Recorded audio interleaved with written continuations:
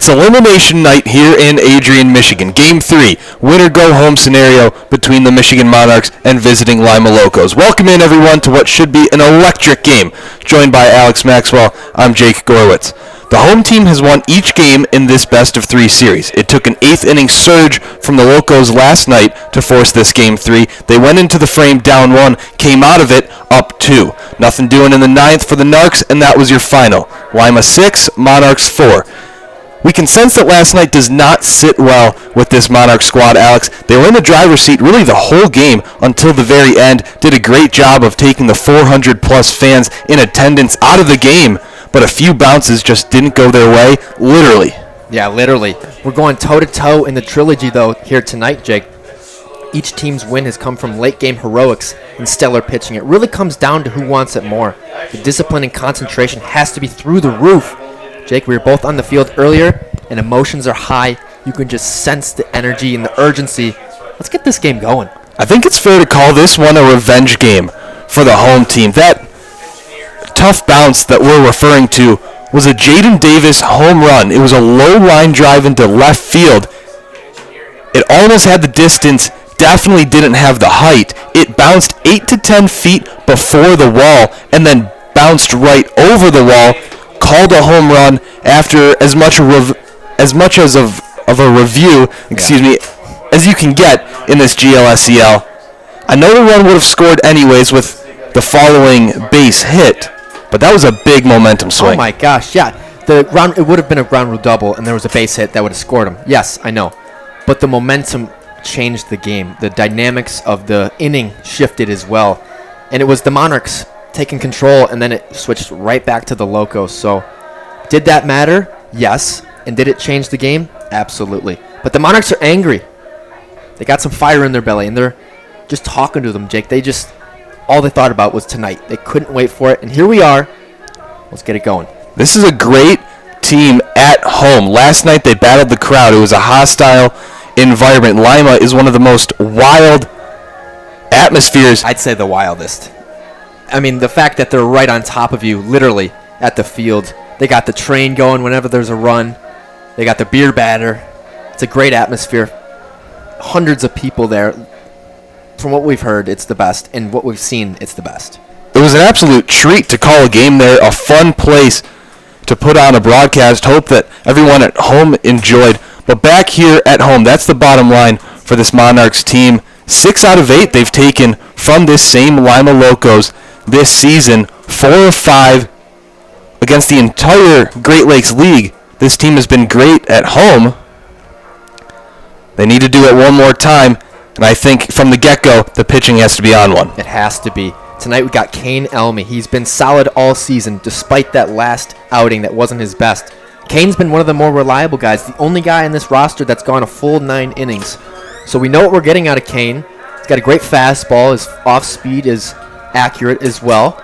And he's a guy that you can really rely on. Maybe not the ace of this roster, but a guy that is the backbone. Without Kane Elmy, you're not here first place in the league in the playoffs to this point. So, Jake, we talked about it. Pitching. It's good to hit, but it's even more important to throw strikes, to fill up the zone, and give your defense a shot. So pitching is tonight's key. It all starts with a hot start by Kane Elmy. He has to set the tone, set the tempo in the early going. And we were talking to the coaching staff. They fully anticipate emptying the tank if that's what it takes. Yeah, I mean, you have to really at this point. It's win or go home, and the boys want to win. So they're going to throw everything they got. Hayden Yatsek, you're going to see maybe Ryan Zimmer, Carson Caudill, Jalen Jones. Some guys have to go on short rest. That's part of the game. That's part of playoffs. Ricky Kidd isn't fully recovered, but he might be necessary in this game. So pitching is the big key to tonight's game. Not just pitching well, not just throwing strikes, but you have to go above and beyond to take a game like this, Jake. The stakes are as high as they can possibly be in this league. So pitching has to be on one.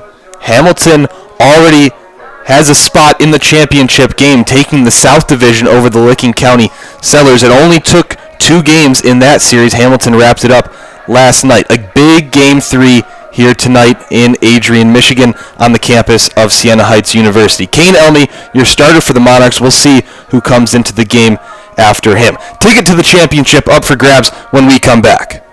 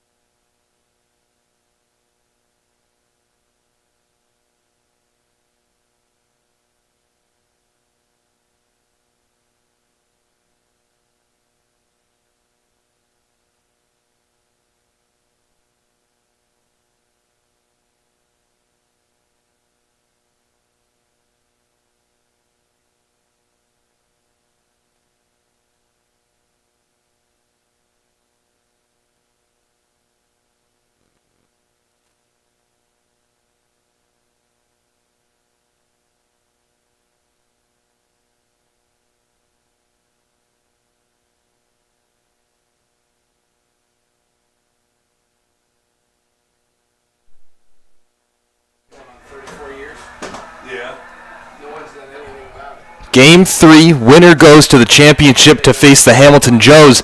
The loser, their season's over. With Alex Maxwell, I'm Jake Gorwitz on the call for tonight's Michigan Monarchs game hosting the Lima Locos in this big North Division clash. Should be a good one. Kane Elmy starting on the bump for the Monarchs. Last pitched one inning Saturday through a bullpen in a live game, of course. Got a little roughed up, so hopefully a short memory for Elmy. Oh, he's definitely got to have a short memory, but he does. That was a throwaway game. It really was. This is what matters. He's amped up. You can just see it. The boys are ready to go. The coaches are ready to go. We're ready to go. Jake, he's going to be locked in as he is right now. But the key for Kane Elmy is, Jake, you said earlier, that hot start. Can he find the zone? Can he find his rhythm? Because that's what really gets him going to get into the 5, 6, 7 innings. He's been solid all season, but the boys need him more than they ever have so far. And he's a guy you can rely on. Coming into the series, we highlighted Jalen Jones and Hayden Yatzek as two key names from the pitching staff that would play big roles. We've seen them both appear in this series. Yatzek in Game 1 in that Game 1 win for the Monarchs here at home. And last night, Jalen Jones came in after Kevin Corte's outing. But a few weeks ago, Alex, we were talking about Kane Elmy and Carson Caudill as key names come playoff time in starting roles. Yeah, we knew this was going to happen, so here we are. And it's crucial to adapt, right, as a pitcher. You can't just have things roll your way all the time. You got to be comfortable in uncomfortable situations. So crucial for Kane Elmy to have a good outing tonight. And here we go, Jake. To lead off, number 6, Ty. Kane Elmy will face Ty Gill, the leadoff man for the Locos. Led off last night as he did in Game 1. One of the hottest hitters on this team. A bit of a Monarch killer, if you will, last night at least. I had to see what was going on in the line. No, I'm not going to see it. I just need to see what was going on down there. First pitch of the game, a fastball outside for a ball, comes at 7:07, 78 degrees here in Adrian, Michigan, 12-mile-per-hour winds. Another fastball just misses the outer part of the plate, count 2-0. This was the problem in Elmy's last outing. He couldn't really find the zone early on, and it escalated quickly. Let's hope he can recover. Swing and a miss, blows it by Ty Gill.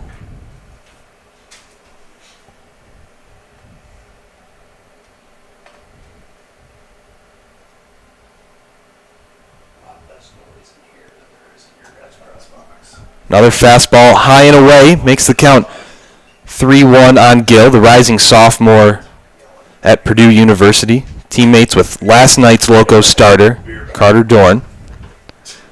As he follows that pitch away, make the count full. This is really an important bat for both sides. If Gill gets on, that starts the momentum for the Locos, but if Elmy can shut him down, that really proves that he's on the right track. That's cranked high into right field, going back Hayden Yatzek a few steps for the first out of the game. How about that, Jake? We haven't seen Yatzek in right field in a long time. And a big, big start for Kane Elmy. A nice start, bouncing back from that 2-0 count. And that's what you got to have. You got to have that confidence to bear down no matter what. So a good start from Kane Elmy. And the Monarchs really can ease into this game. The Butterflies are still there, but they can ease in a little easier now. Bryant Herring steps in now. Takes a strike to start off his at-bat. He was a base knock machine last night. Singles in the 3rd and the 8th. Ended up scoring in that 8th, one of the 3 runs that resulted in Lima taking the lead. He pokes that one just over the head of a jumping Joe Quito. And another base knock for Herring. Jake, this is a guy you want to look out for. That's 3 hits in 2 games for him. Coming up clutch as well. And these aren't weak hits. These are hard shots. That one was a line shot just over the head of Quito at short. And talk about another hitter that's going to kill the Monarchs, that has killed the Monarchs, DJ Jackson. Now you really got to buckle down here for Kane. Don't give him anything. Feed that outside part. Jackson fouls away the first pitch he sees from Elmy. He ended last night hot. An infield single in the 6th, and one of the back-to-back singles that Kevin Corti gave up in that 8th before he exited the game. Good pitch there from Elmy. A smart move to set up outside. Inside. And Francis had the good location on that.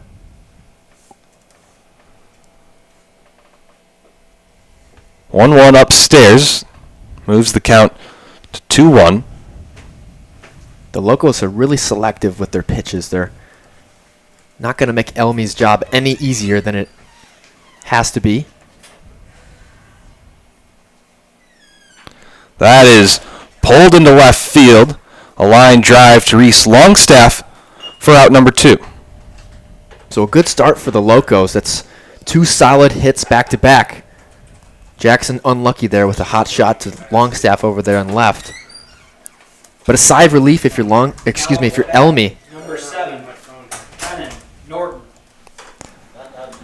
Brennan Norton up to bat now with 2 outs. Bryant Herring still on first after the opposite field hitting.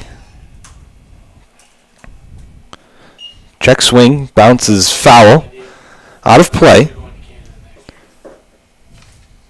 Norton, one of the spark plugs, an energy guy in this Lima Locos lineup. He plays at the hot corner defensively.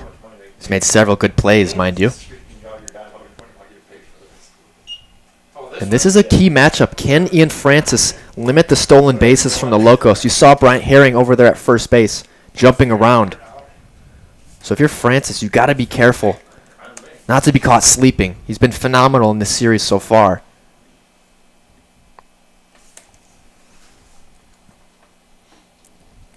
Off speed, called a strike.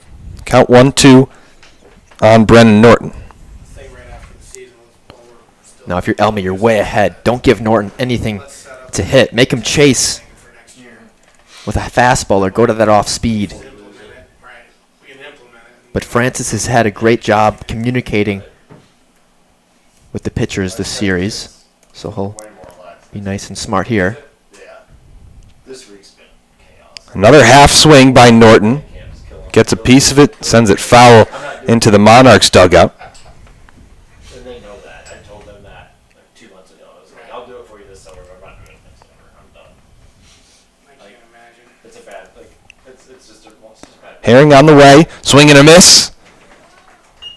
And the inning is over. Kane Elmy gave up some pretty hard contact, but nothing doing so far. Nope, nothing so far. That's a good outing. A good start to the outing for Kane. Really start your groove. Start to establish your presence on the mound. And you did a good job of mixing up the fastballs and off speed and the locations of those. He's really trying to set up outside. Good stuff from Elmy so far. This is exactly what you wanted. Having a scoreless first half of the inning defensively is one of the more underrated things in baseball. It gives you so much breathing room. So a good start from Kane. And now the boys are ready to head in the box. Patrick Dillon, the starter for the Lima Locos tonight. Alex, we were talking off air this morning who we thought we would see from this Locos pitching staff. We see Patrick Dillon, a name that we expected. The Locos lost a few of their starters midway through the season toward the latter stage of it. So we saw the lefty Miller Riggins start game 1. And tonight we see Patrick Dillon, 2 not traditionally starters. Dillon has only started 1 game this year. It was his most recent appearance on July 22nd at the Richmond Jazz. That was a 15-5 win for the Locos, ending their regular season. Went 5 1/3, giving up 2 hits, 2 runs, 10 strikeouts, Alex. Only 3 walks. Yeah, the Locos are filled with good pitchers. Dillon, one of them for sure. A big, tall righty, 6'4", 215. And we've seen some solid pitchers so far this season from the Locos. Dorn, Alex Kyle, and now we got Patrick Dillon, a guy that can load it up. And Ben Kamenowski just waved over. Shout out to Mrs. Kamenowski listening from Saskatchewan, Number 5. Canada. We appreciate all of you listening wherever you may be. But Mrs. Kamenowski, your son, Doing a great job. You're doing a great job and gave you a little wave. I remember my first year as the signer, I showed up in Columbus. Reese Longstaff, the leadoff man for the Monarchs, as he has been for much of the season. I walked out the door with $250. Takes a fastball high, count 1-0. Cecily got to the bottom of it. Apparently, he What a season Longstaff has had. Really, there aren't words. North Division Player of the Year, Player Prospect of the Year. And we talked about it before Game 1 of this series, a star-studded matchup between Reese Longstaff and Carter Dorn, last night's starter for Lima that we saw. That was a highly anticipated back-and-forth battle. It was. But Longstaff got the better of him, recording 2 hits, and one of them being off the wall at 400 dead center. So that's the type of player Longstaff is. We see the off-speed from Patrick Dillon, drops it in the zone to even the count at 2-2. So Cecily's probably in that group chat. No. I don't think so. No, because she didn't know that at first. She had to go find out from somebody else. Called third strike, just got the inner half of the plate, and Longstaff goes down. Yeah, I'm pretty sure. That ball was a little inside for Longstaff's liking. It's a good take right there. That's a tough pitch. Dillon's ball was moving inside. Tough pitch to hit. Now up, number 1, Joe Keto.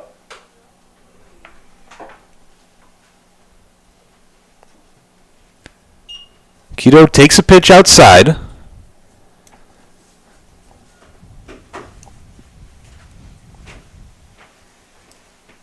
Keto had a nice hit into left field. They really got some momentum started last night in that game. He's been a solid bat all season. A consistent player that you can rely on. And he's a guy that needs to step up, much like Longstaff and Nelson and Gurgley. He's got to be a guy that steps up big here tonight. It took till now. Yeah. Tommy's working Reed Macklin gone. Takes another strike there. Count 1-2. Josh McNally, the home plate umpire, really favoring that inner part of the plate so far tonight. He's going. I'm just preparing you for tomorrow. That is put into center field. It'll drop a few bounces in front of Clay Jacobs, and the Monarchs have their first hit of the evening. Oh, yeah. Nice shot from Joe Keto. That ball was a little bit inside. And Keto really turned on it. Got the hips through, hands through, and a nice shot from Keto as he's aboard with a single. And a great job of adjusting to McNally's strike zone that he's presented in the early going. Yep. Tyler Nelson DHing tonight. We've always seen him in right field, as you mentioned in the top half of the inning. Hayden Yatzak in right tonight. The first time we've seen him there. Well, there you go. Jesus, what is wrong with me? Wouldn't be surprised to see Keto try to create some of his own magic on the base path. Jake, you talk about it. He almost got backpicked there. A nice little move there from White, the catcher behind the dish. And Braden White, he was the catcher in Game 1. Last night it was Joseph Salvo, kind of a personal catcher for Carter Dorn. That was the word that we got in the Lima press box. But Braden White, I think a better bat, returns to the lineup. And he was uber aggressive with the Monarchs base runners at first base on Tuesday. Well, the Monarchs like to be aggressive on the base paths as well. Smart but aggressive. That's the mentality they have. As a group, yeah, we need to figure out what the best plan is to that. And there needs to be That pitch looked pretty good, Jake. Might have just missed a little low and in. Count 3-1 on Nelson. SIDs always have a pretty Nelson always drawing these good counts for him. 3-1 here. And that's why he's been so successful, Jake. He's always in a good situation to hit. He's very seldom 0-2, 1-2, 2-2. He's usually up ahead. everybody involved. So that explains why he's leading the team in RBIs. And a league leader at that. Whiffs on that pitch. Count full now.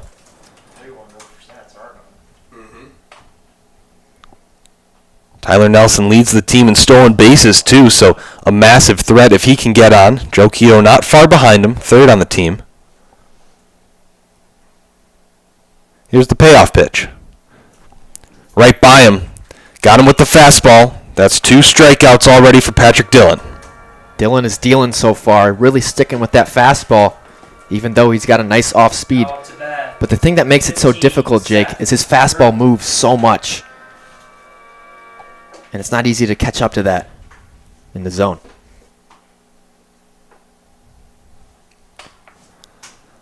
Seth Gurgley in the box now with 2 outs in the bottom of the first.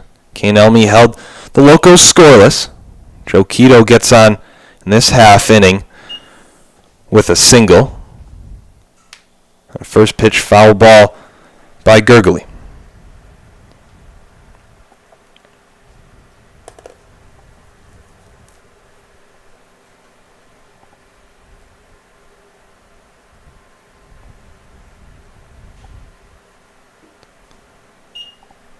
Dillon missed his spot big time there. White was set up outside and Dillon went low and in. So pitchers really need to capitalize when their spots are placed.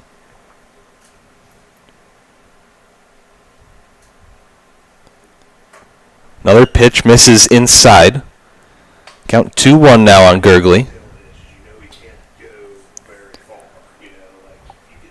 Games 1 and 2, we saw each team take a few innings to settle in. The offense really started to pick up in the third and the fourth innings in both games. It'll be interesting to see if that continues tonight. Gurgley flips the bat. It's popped up to Ty Gill at short to retire the side. A scoreless first. We go to the top of the second in this all-important Game 3. Alex Hamilton leading on the other side. Winner goes to the championship. Loser, summer over. Yep. And Jake, like you said, both teams in each game started off slow. So that's the key. Don't put so much faith in each inning. Be in the moment, right? Don't get so invested in the highs and the lows. That's what we saw last night. When the Monarchs got that 4-2 lead, you saw them kind of slow up a little bit. And what did Lima do? They took advantage of that, rolled with that momentum, and got things going. So you can't put so much faith in little good things and bad things. It's a big, big heavyweight fight. 12 rounds. Got to go each round at a time. Monarchs jumped on Lima early. That was a big first couple runs. Kind of quieted the crowd. We talked about it in the pregame show. 400 plus on hand for that game. A ruckus environment in Lima, Ohio at Simmons Field. And now it's gone. So the Monarchs have that complete home field advantage. They didn't have to deal with people chirping in their ear, saying some not nice things, drinking beer with the beer batter, the big train with the locomotive whenever a good thing happened for Lima. So all the little things matter. We've talked about it before. When you can be comfortable in big situations, that's really where you have room to thrive. So we already told you Hayden Yatzak gets the start in right field.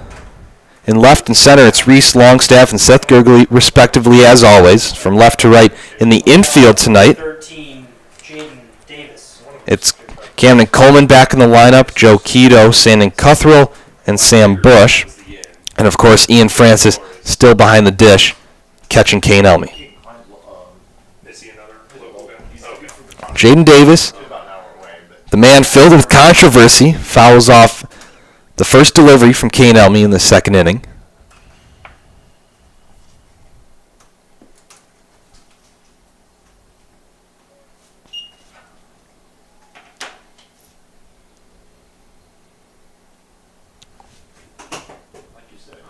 Whether it was a ground rule double or a home run, whatever way you look at it, a big-time play in a big-time spot. Sandon Cuthrell, the backhand play and the off-balance throw to retire Jaden Davis. He did that same thing last night, Alex. But before we get to that, Jaden Davis last night, he's only a rising freshman going into college at Samford.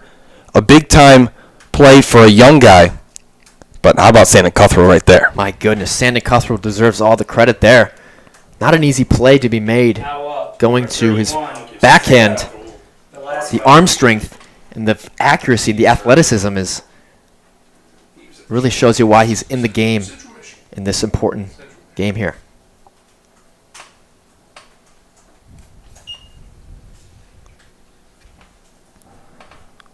Ball outside starts off Isaiah Velasco's first plate appearance. Started his evening off last night with back-to-back singles in the second and the fourth.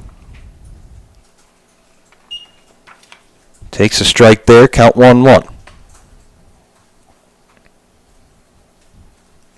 Elmy really taking his time on the mound, really trying to set his rhythm, which is so crucial for a pitcher such as his.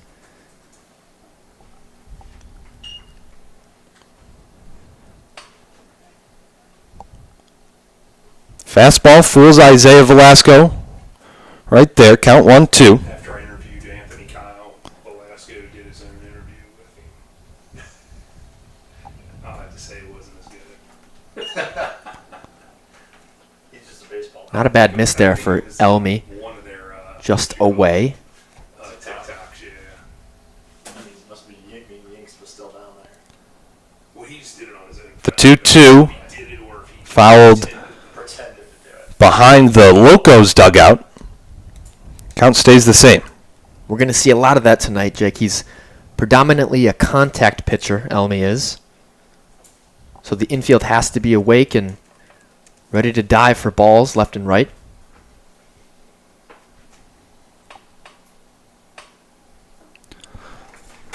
Couldn't catch up to that fastball. Kane Elmy brings the heat and strikes out Velasco. Good job there from Elmy, mixing up the eye level on those pitches. Up to bat. Number 34. First going high and away and then going down low. Not easy to adjust if you're Velasco. And another good at-bat for Elmy, doing work. Still scoreless. 1 2/3 here. So did He threw out on dollars. nice. Fastball is humming so far tonight. That goes for a strike against Cade Sadler. He was out of the lineup last night. He was in it What's trying to in game 1. try to get my job right, as Max would say. Trying to get today. 2 straight strikes. Elmy shakes off Francis a few times. Oh, yeah. And here's the pitch. She's not fucking with me right now. I'm sure about the third or fourth inning she'll get tired. Not a bad miss there once again from Elmy. She's not texting much. A curveball in the dirt will always get someone. No. That's not true. I just haven't responded. But he's way ahead here, 1-2. So if you stop responding, I'll probably start to get it. Back to that eye level, Jake. There you see the low curveball before, and now you got the high fastball. That's so difficult for a hitter to adjust.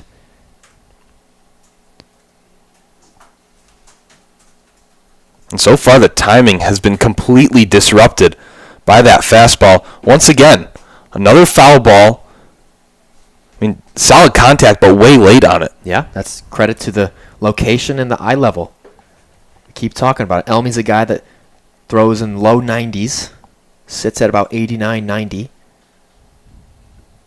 with his fastball. A change of pace with that pitch. Evens the count to apiece. Target ready to move tomorrow. So, yeah, maybe he's going to move her step. That pitch looked pretty good there, Jake. I don't know where it was. But nonetheless, 3-2, right? You got it. Payoff pitch. Lined into left field. It'll get down, and Cade Sadler has a 2-out single. Now, if you're Elmy, you got to control your emotions because you're furious that previous pitch wasn't called for a strike 3. And now he's on first base with a hit. Now up to bat. You got to bounce back from those things. We talked about having a short memory. White. Little things like that can bite you if you let them.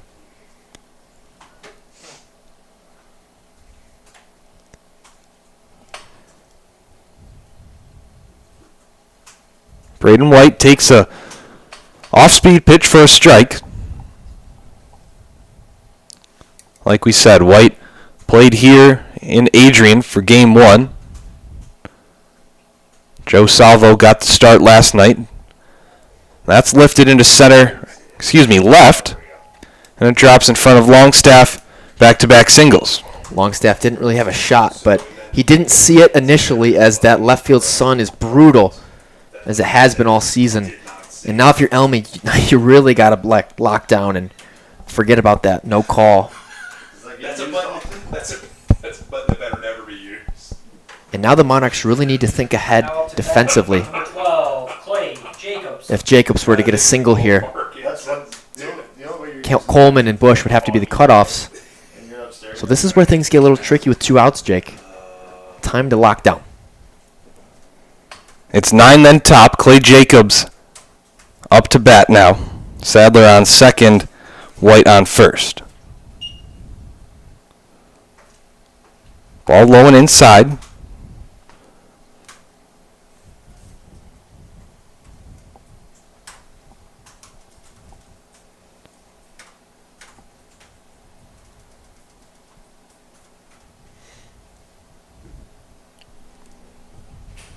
Nice spot there from Elmy, painting the inside corner.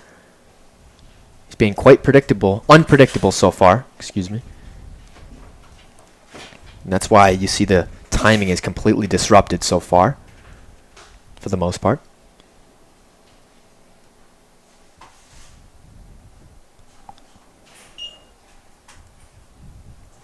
Fastball high and away. Makes the count 2-1 now on Jacobs. Sophomore at Edison State College. One of a few guys from that school on this Locos roster. When you're giving people an option. So those Tom Gamble things where we do that high school. Off speed went way inside. That's the biggest thing is finding Almost brought Jacobs to all fours. go in one door. We can't have this problem with Elmy tonight. His command has to be on point. And they'll do it like right in front. We've seen 2 good hits in a row. We can't add balls to that. And it's not closed in. So you can Well, he does right there. That's ball 4, and the bases are loaded in the top of the second. That ball barely missed inside, but nonetheless, a much-needed mound visit from pitching coach Alex Lord, just to talk things over, not to try and get too complicated. It's mainly just to talk to the defense, slow things down, and really talk to Kane and just pick his brain a little bit. This has all happened with 2 outs. Jaden Davis started the inning, a ground out to Sandon Cuthrell. Isaiah Velasco struck out swinging, but back-to-back singles by Sadler and White got it started, and Jacobs, obviously with the base on balls, most recent. I'll tell you, Jake, little things like that always find a way to make a difference. Even with 2 outs, you can put something together. Es- Yeah. Especially with the guy up. Yeah. Ty Gill. And this is not what you want if you're the Monarchs, but if you're the Locos, you have to capitalize. Your leadoff hitter with 2 outs, bases loaded. Ty Gill ambushes the first pitch, drops it in right field. 1 run will score, and Braden White is held up at third. That's a nice piece of hitting there from Ty Gill, pouncing on the first pitch he liked. In a situation like that, you have to be aggressive, knowing that you have men on all bases. Elmy's still doing a fine job pitching, still filling up the zone, Number 3, Bryant. but the Locos are better at the moment. Bryant Herring had the only Locos hit in the top of the first with that single, just over the head of Keto.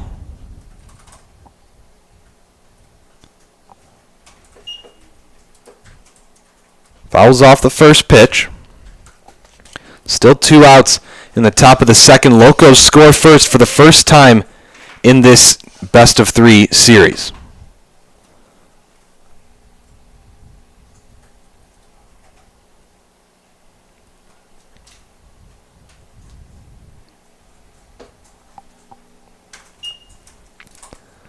Fastball barely misses the outside corner. Count 1-1. This is a big bounce back pitch for Elmy. Got to get right on get things going on the right track. That's hit sharply, just deflects off the glove of Cuthrell. 2 runs will score. And more 2-out offense for Lima. Yeah, the Locos are feasting right now. That's 3 or 4 good at-bats in a row. But the problem is, Jake, all the balls have been hit hard. That one was laced into right field. These aren't cheap runs. Now up to bat, number 28. That's what that 3-2 call that wasn't called for a strike can do for you. Instead of being out of the inning, you got 3 runs to the board for the Locos. And we're only getting into the meat of this Lima lineup. Here with DJ Jackson, lined out to Reese Longstaff in the first inning, but it was a hot shot that luckily stayed in the air long enough for Longstaff to corral. And if you're the Locos, why stop now? You have your best hitter up in DJ Jackson. A man on third. 3-0 solid, but 4-0, 5-0 is even more comfortable. And trust me, we've seen it in both games. You need a big lead because you know it's going to flip-flop down the line. But Elmy's still got a job to do. Thought we might see Herring try to swipe second. He stays put at first. Count 2-1 on Jackson. You said it, Alex. One of the best hitters on this team. Statistically, has the best average, 377 coming into tonight. Elmy's not done, though. It's not going away. That was a nice pitch there on the inner half of the plate.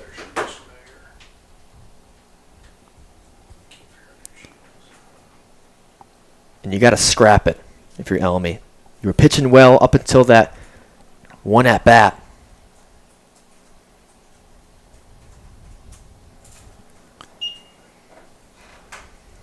Herring going to be on the move here with the 3-2, 2 outs at first base. So Jackson going to take a big hack here.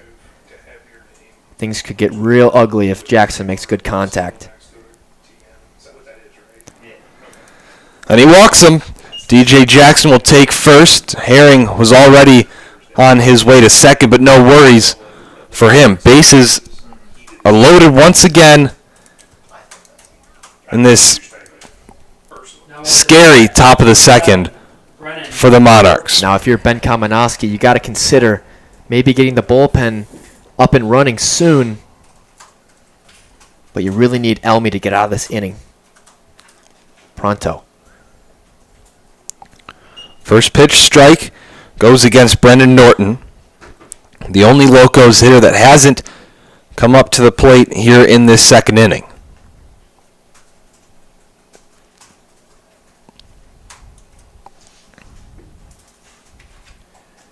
See, that was a pretty good pitch there, and Elmy needed that.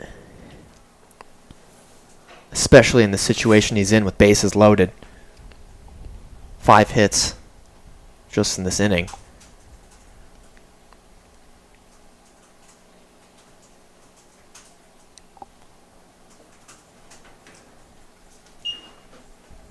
Seems like Elmy might have lost his rhythm, Jake. He's not really flowing anymore. The pitches are missing more than they used to. Not really any consistency. Tried to paint the outer part of the plate with that fastball. Doesn't quite hit it.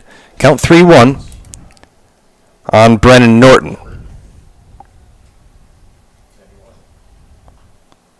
Gave him something to hit, fouled away, brings the count full, and this is a big damage control situation for Kane Elmy. Early in this game, you just can't let it get out of reach. Yeah, if you're Norton there, you got to be furious that you didn't do more with that 3-1 fastball. Called third strike and a big one. It is from Kane Elmy. Elmy coming up big there. But the damage has been done. 3-0 Lima leads. A good inning from Lima. That wasn't There wasn't any cheap hits there. Those were rockets all across the field. But if you're the Monarchs, you got to forget about it. It's a completely new game. You needed runs to score anyways. So the approach has to be aggressive. You can't play conservative anymore. Got to go for it. Roles are reversed for the first time in this series. It comes in Game 3. That's how long it took Lima to get on the board first. But Monarchs need to do exactly what the Locos did last night. Monarchs put up 2 in the top half of the third. Locos started to chip away, cut the deficit in half in the bottom of the third, and then tied it in the fourth. So now it's the Monarchs' turn. Down 3 going to the bottom of the second. It's 5-6-7 up. Hayden Yatsek, Sam Bush, Camden Coleman. But Jake, on the flip side to that, there's no reason to panic. Every game we've seen so far, we've had late shenanigans. I like that word. I like buffoonery. Late buffoonery. But shenanigans is good. I think buffoonery. Hayden Yatsek Level of shenanigans. Now it's a getting tie ready on for his third first and at-bat Hayden of the Johnson. game. Hitting .303 on the season. OPS of .838. One of the top on the team, just behind Reese Longstaff. Dylan stays locked in, man. They've got a problem. So who would be your second pitcher? Good question. That's a great one. That's where it can all fall apart. I was gonna say this game isn't Count 1-1 after that foul ball. Alex, we were down on the field for batting practice, and Hayden Yatsek was hitting some nukes. Yep. A lot of well-hit baseballs. Just needs to straighten it out. A lot of good at-bats throughout the course of this season. Many drawn walks. That's the A frustrating ton of thing. battles. Yeah, Just waiting for a breakout game. that's the frustrating thing. He's so talented at the plate. Hasn't really maxed out this summer. But hey, we still got some life left. The boys need him. Only down 3 runs. So anything is possible for the Narcs. 3-1, ripped into right center. It'll get down a one-hopper in front of Bryant Herring, and Hayden Yatsek follows up batting practice with a base knock when it matters. Yeah, we were just talking about his ability at the plate. That ball was on the outer half of the plate, and he shot it to right field. Bush. That's what big-time hitters do, Jake. They hit to all directions. They hit it with power. And an emphatic base hit for Hayden Yatsek. Sam Bush now up. Back-to-back nights in the lineup. He sat in Game 1. More of a matchup decision there, facing the lefty Miller Riggins, trying to avoid that lefty-on-lefty matchup, but got the start. He has a terrific defensive glove over there at first base. Pops it up into foul territory. Braden White tried to reach over. That was much closer than we thought, Jake. That was It about, really was. for those of you listening and watching out of the view, that was about 6 inches away from White's glove. Just reached over the fence. Didn't have enough, though. But if you're Bush, you have to be uber aggressive here. He's got the power to change the game with one swing. And Dylan's been throwing a lot of fastballs, so setting up inside here. There it was. Just a little late on that. But Dylan's throwing in the 90s, so not easy to time that up. Sam Bush took advantage of his first opportunity in this series last night with 2 singles, going 2 for 4. Behind 1-2 here, but gets it through the right side gap. Hayden Yatsek takes a big round of second, but gets back, and the Monarchs starting to flow. This is what you need. Got to get things going on the right track. It's not about 1 at-bat or 2 at-bats. It's a whole string of good at-bats. Always about handing it to the next guy. That's what we say. 2 quality at-bats in a row for the Monarchs. Let's see if Coleman can make it 3.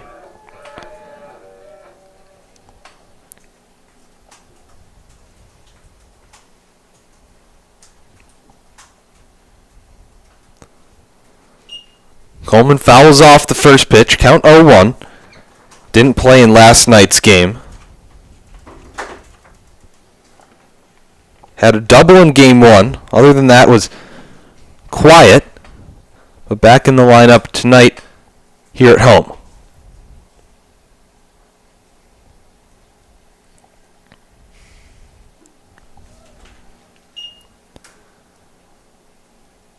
Whiffs at the off speed. In a hole early here to Patrick Dillon. Down 0-2. Coleman's job just has to be to advance the runners at this point.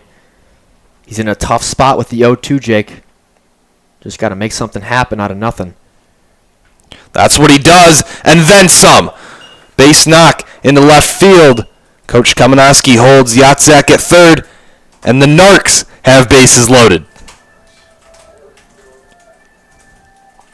Just like that, Jake. Bases loaded.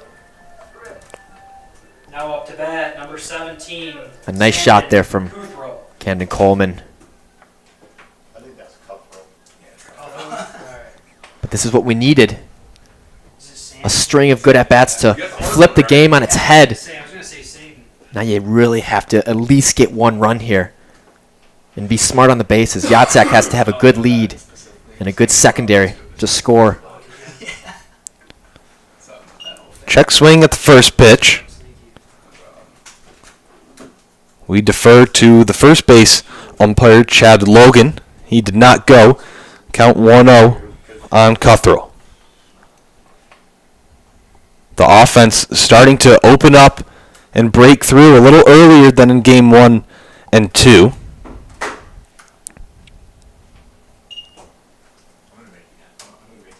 Really, Cuthrell has to hit it hard anywhere. He's got to find some green.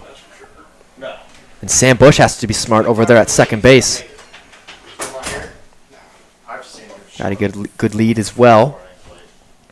I don't understand why, but other than what's the Fastball outside brings the count 2-1. Yatzak on third, Bush on second, Coleman on first. Patrick Dillon and the Locos getting a little taste of their own medicine after a 3-run top of the second. Just like that, Jake, the game is completely different. And we haven't even seen a run from the Monarchs, but the flow and the momentum is so crucial. your first trip with him. Yeah. A big at-bat here for Cuthrell. One of the biggest of the season so far. Right. Hey, there's times I'll like. Dillon misses inside, count full. The Monarchs walked a Loco in last night with the bases loaded. That was part of that 3-run comeback.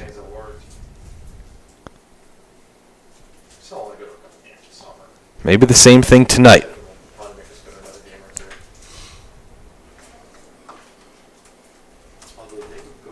Fastball from Dillon, too close to hold off on.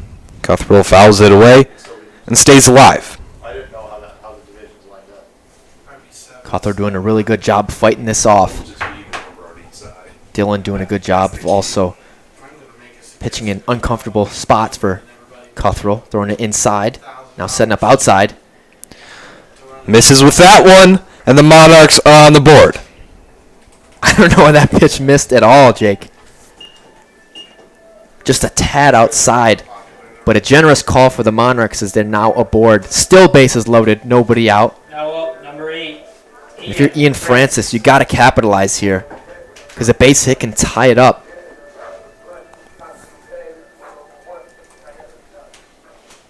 Ian Francis entered this series.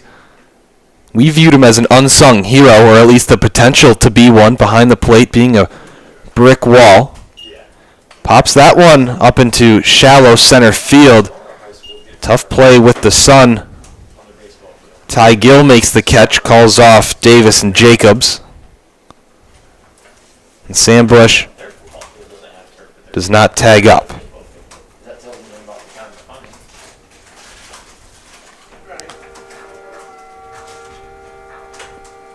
Back to the top of the lineup with Reese Longstaff, the exact man that you want up Now up, number 5. with bases loaded.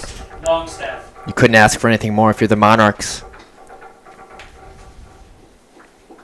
Longstaff is an aggressive hitter, really likes to swing at pitches in the zone early.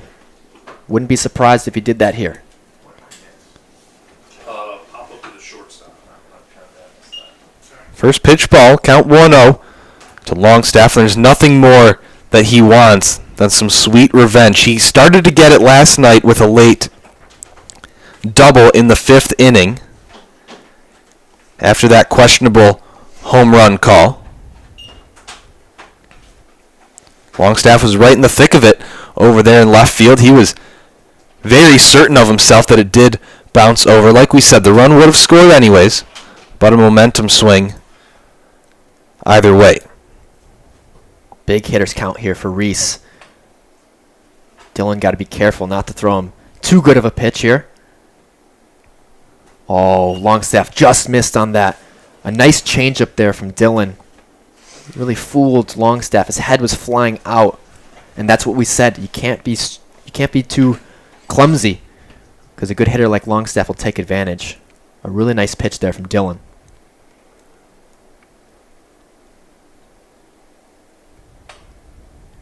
Two one, a hot shot. DJ Jackson didn't know where it was for a second. He got the out. Wow. Incredible. Got the force out at home, though.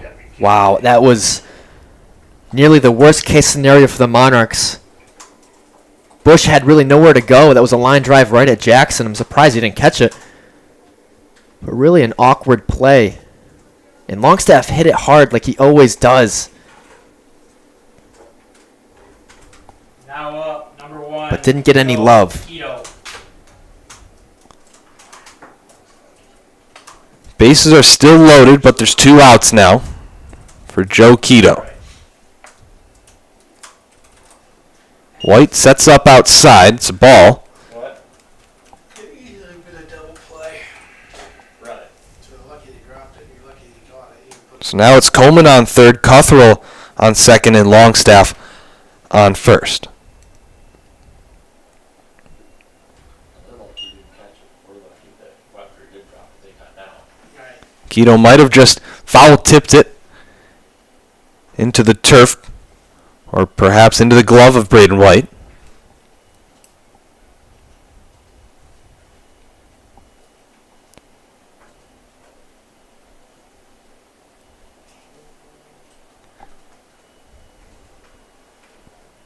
One bounces into the chest protection of White.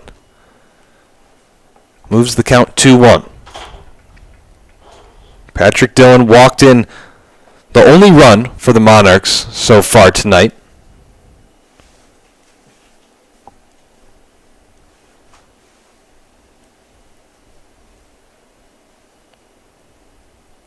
Get the lights after this. Inside once again, count 3-1. Big opportunity here for Quito. Must be in the press box. You don't have to like The most crucial at bat so far for the Monarchs. Hitters count with the 3-1 count. Got to be aggressive here.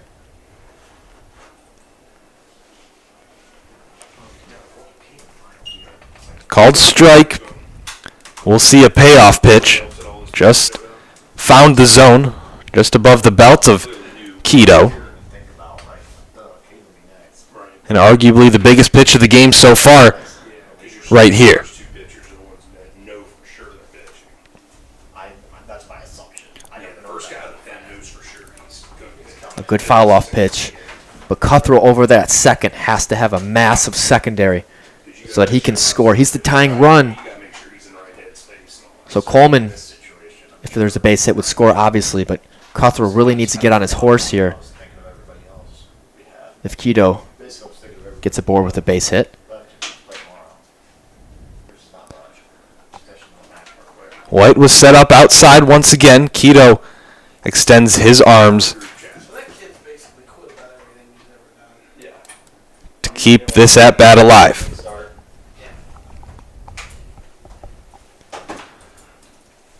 3-2, 2 outs, 3-1. Locos lead in the bottom of the second. That's driven into left field. near the line. It deflects off of the glove of Isaiah Velasco. Find it. And a bases clearing triple for Joe Quito. Woo! Completely different game now for the Monarchs. So that's a triple. The boys are pumped. I can see any of it. What a clutch piece of hitting there with the bases loaded. 4-3 now. The lead goes to the Monarchs. We talked about it, Jake, just like that.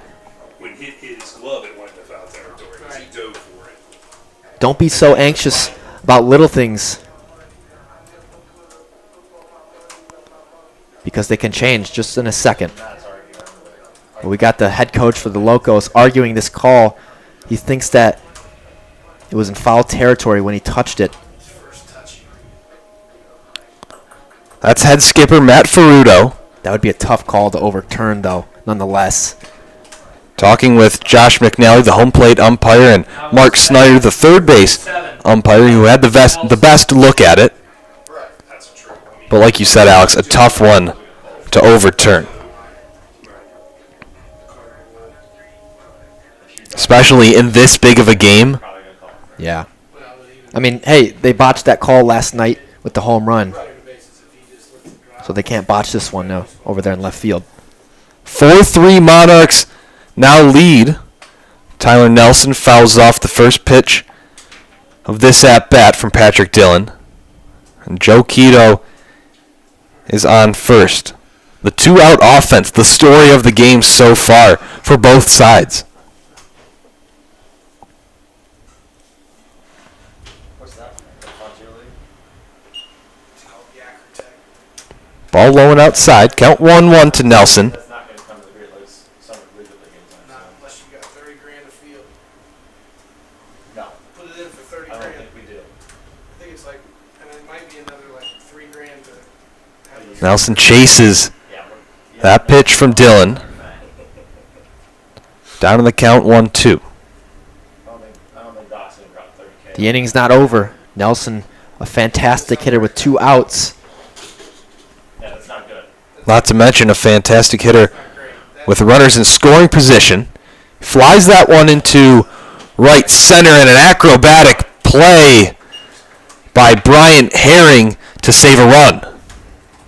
But a good inning nonetheless from the Monarchs. 4 runs as they now lead Lima 4-3. We talked about it, Jake. Not getting too amped up with the highs and lows. Stay neutral because you knew that this game was going to flip. We just talked about that last night. It's not a marathon. Or excuse me, it's not a sprint, it's a marathon. Kane Elmy returns to the bump for the Monarchs. A big bounce back chance for Elmy. You hate to see back-to-back rough innings. So if he wants to go deep into this one and save the bullpen for hopefully a championship round, he could help his teammates out going 5 or 6. You'd have to think. He went all 9 in an away game against Jetbox earlier in the season. That was an absolute gem. We don't need him to do what he did against Jetbox earlier. We just need him to control the game to the best of his abilities and really stay composed and try to find a rhythm. He had it in the first inning, but it disappeared in the second with the 3 runs. Try to find a middle ground. Don't try to do too much, and don't try to do too little. Jaden Davis leads off for the second consecutive frame for the Locos. Grounded out to Sandon Cuthrell That's how Ohio always is. last time up, and that felt like an eternity ago. So did you start off with like the Sweet 16? Super long second inning that saw 7 runs. 3 from Lima in the top half, 4 from the home team in the bottom. But then regionals would be complaining that they don't get a chance from the house. we get and that 4. gate, you know, No, so we they get do 16. No, There's we go, 16 regions. we go down. Our tournament takes like 4 weeks. Because you go. That ball's into foul territory, just out of the reach of Sam Bush, who was trying to catch up to it. He went all the way into right field, right next to the Monarchs bullpen. Right. Davis facing an 0-2 pitch from Kane Elmy. Teams all playing one weekend. Now you're going Elmy back to his good start with the 0-2 count. so it's a week-long state tournament. Correct. They have 4 games the first 3 days, and then it moves down. Schedule, of course, without weather issues. Right. In Ohio, you've got basically your sectional week. A really good chase pitch there from Elmy. The district. And you gotta A win 2 good three low games. slider That's 16. on the 0-2 count. And your final 4 is all 4 divisions. They keep it like Kentucky is one class. Yeah. So, Foul ball escapes the ballpark here at Siena Heights University. Count stays 1-2 that's why they to Jaden Davis. for the small schools, but there's small schools that come away and win. Count tied up 2-2 now after the ball. Baseball is there's 4 games all 3 days, and it's all in one place. It's all on aggregate. It's all at the River Rock Field now. He cranks that one. That tips off of Camden Coleman's glove. And Reese Longstaff will go after it in left. And Jaden Davis has a stand-up double. Good things happen when you hit it hard, and Jaden Davis smoked that down the left side line. A good start for the Locos as they're back in scoring position with nobody out. A tough play from Coleman. Not going to call that one an error. That's definitely a hit. Best pitchers the first 2 games here. But if you're Velasco, you got to capitalize here. And don't be surprised if you see a bunt. Cover's gonna be there. You see Coleman playing a little bit in, Follow-up number 31, at third base. Isaiah Even if you Velasco. have any shot at a chance, And when you need runs, nobody to pitch tomorrow. bunt wouldn't be the silliest thing Saturday. to do. There it is, squares. And he gets it down the third base line. Camden Coleman In Hudson the day before. fires a strike over to Sam Bush. But Velasco did a job advancing Davis. Yeah, that was a no-brainer. A good decision there from the Locos, and a nice play from Camden Coleman. Up to bat. Not number easy to 34, Cade make a throw like that on the Savage. run. But just like that, the Locos are back in business. Runner on third with only 1 down. Trailing just by 1. Cade Sadler goes after the first pitch. And we have a tie ball game. Yeah, we got a slugfest. Already 12 hits in just the top of the third. All knotted up at 4, like you said, Jake. Number 25. Another nice at-bat from the Locos. Sadler smoked that one up the middle. Elmy telegraphing his pitches a little too much here, making it easy for Lima. Swing and a miss from Braden White. We need more runs. Cade Sadler, 2 for 2, 2 singles Good insight.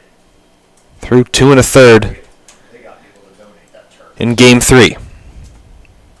White showed bunt, pulled back. Count 1-1.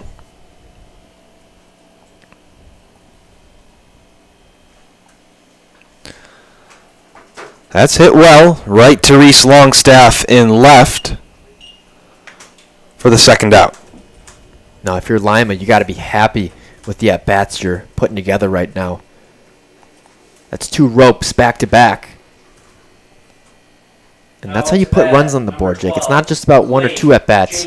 Consistently hitting the ball hard is how good hitting teams survive.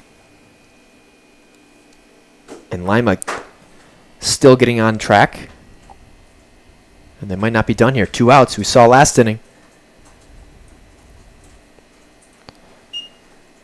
We saw from both teams that 2 outs really doesn't mean anything. It does not mean that the inning is anywhere near done. Off speed, called a strike. Count 1-1 to Clay Jacobs.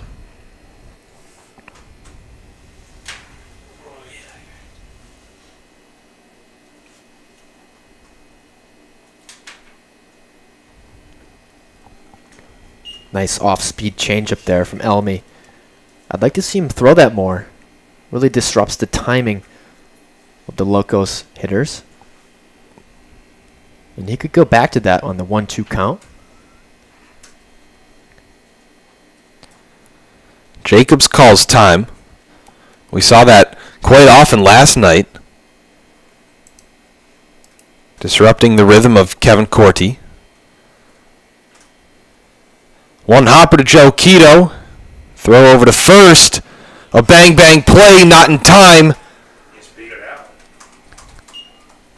Clay Jacobs ran hard down the line, beat it out. Once again, we're in the same exact situation. Ty Gill is now up to bat with 2 down. And we saw what he did last time. But it looks like this is the end of Kane Elmy's night. Not one of his better performances, but nonetheless, he kept his team in the game. And that's really all you can ask for in a situation like this. Still all knotted up at 4-piece. Dominic Puccetti coming into the game, a left-hand pitcher from Lawrence Tech University, a rising senior. 6'5", 205. We thought we might see him last night as a bridge pitcher in between Corti and Jalen Jones, but Corti went out for the 8th, ran into some trouble with back-to-back singles, and that's when Jalen Jones came into the game. Puccetti, not a guy that we've seen a ton of, Alex, here at home, mainly a road pitcher, a weekend guy. We haven't had many weekend games here in Adrian. He's been reliable from what the coaches have said. A big, tall lefty. Likes to throw a lot of off speed and keeps it low. And that's what you want in this situation. You got 2 lefties coming up, and Ty Gill and Bryant Herring. So a massive 2-out at bat for both sides, as the Monarchs did so much work to even this game up, to get 4 runs in the 2nd inning. But like we said, you can't get too amped up with every little ounce of success. Got to stay leveled, got to stay composed.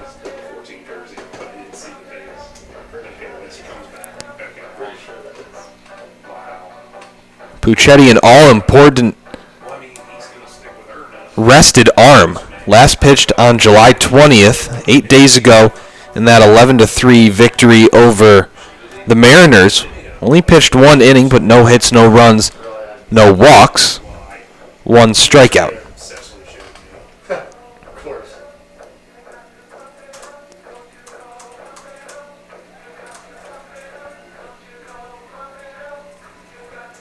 He inherits 2 base runners for Lima, 2 outs though in the top of the 3rd. Score 4-4. Now up to bat, number 6. Locos scored 3 in the top of the 2nd.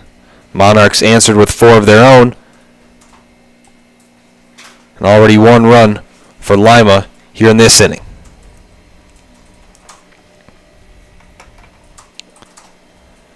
Fastball high to Ty Gill, count 1-0, back to the top of the Locos lineup. Gill found himself in this exact same position last inning, singled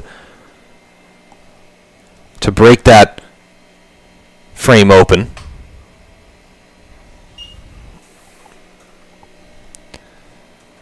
Count 2-0 after that fastball was just outside.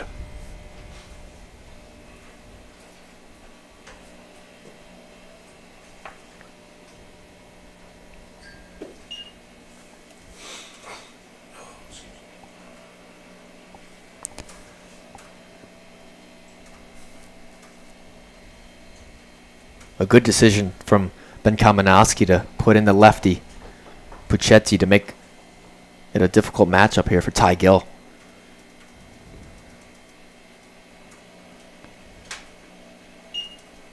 This is really where you start to see the strategy come into play.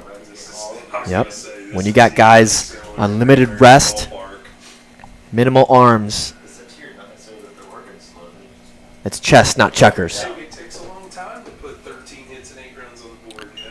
Count full now. Swing and a miss from Gill. And a crucial pitch coming up from the newcomer Puccetti. Pitching change, which is another thing that kills us at Reds games. It's constant. I don't think there's anything you can do to fix that at the major league level. They just care too much about their analytics and stuff. Right. In this league, He walked him, and the bases are loaded once again.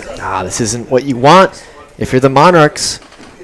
Herring has been a killer this series for the against the Monarchs, excuse me. To bat, number 3, Brian Herring.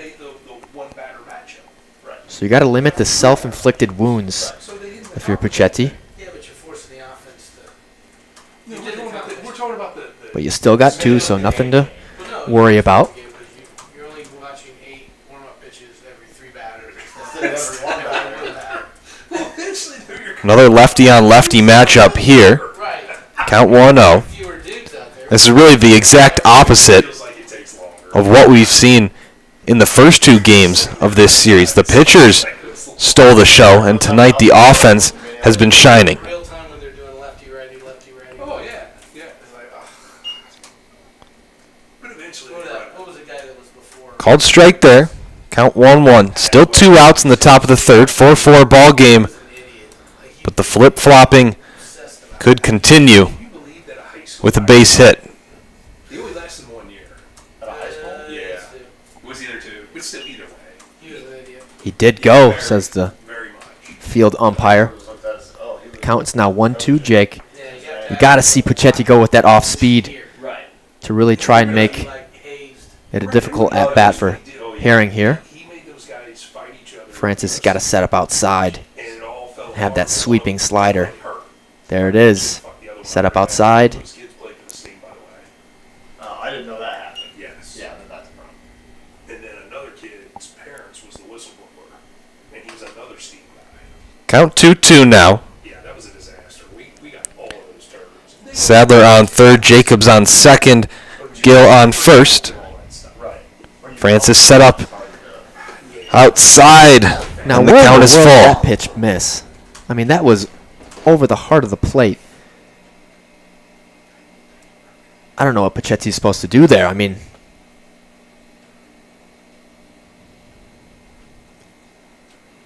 Yeah, he made them fight each other. Payoff pitch walks him, and the Locos retake the lead. I mean, we've seen that twice tonight Fucking with 2 strikes, being a human. a pitch that's right there, not called, Any kind of compliance. and it comes back to bite the Monarchs. That's 2 times. It Now got to the up, point where number a compliance 28, officer TJ Jackson. had to stop Not good. to make sure he didn't go over the 20-hour rule. And yes, DJ Jackson steps in now. Attended every function. but literally had He walked in his last at-bat, and Puccetti cannot afford another one of those. Already 2 straight to kickstart his outing, replacing Kane Elmy after 2 2/3.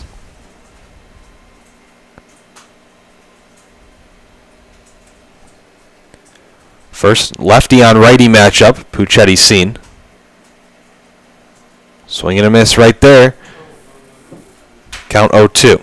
Some good stuff so far from Puccetti in this at-bat. When you got a hitter like Jackson way ahead, you can't be foolish. Francis got to set up high up. Oh, he missed with the fastball low. Popped up in foul territory. Sam Bush camped under it right in front of the Monarchs dugout for the 3rd out. They leave the bases loaded, but regain the lead. 5-4 the score, going to the bottom half of the 3rd.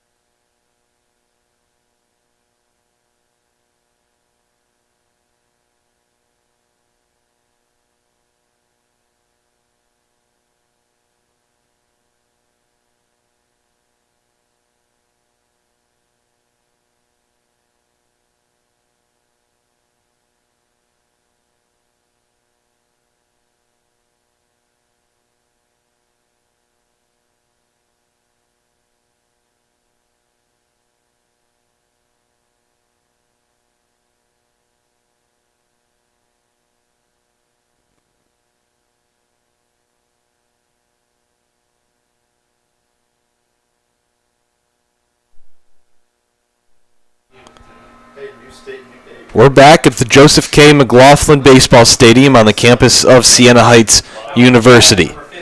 We pick things back up, bottom of the third. Locos up 5-4 in this deciding Game 3. Patrick Dillon still on the bump for the Locos, facing Seth Gergely now.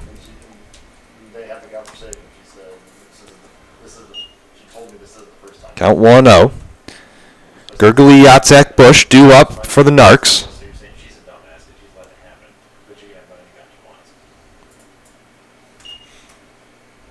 Foul tip back into the glove of the catcher, Braden White. Evens the count 1-1.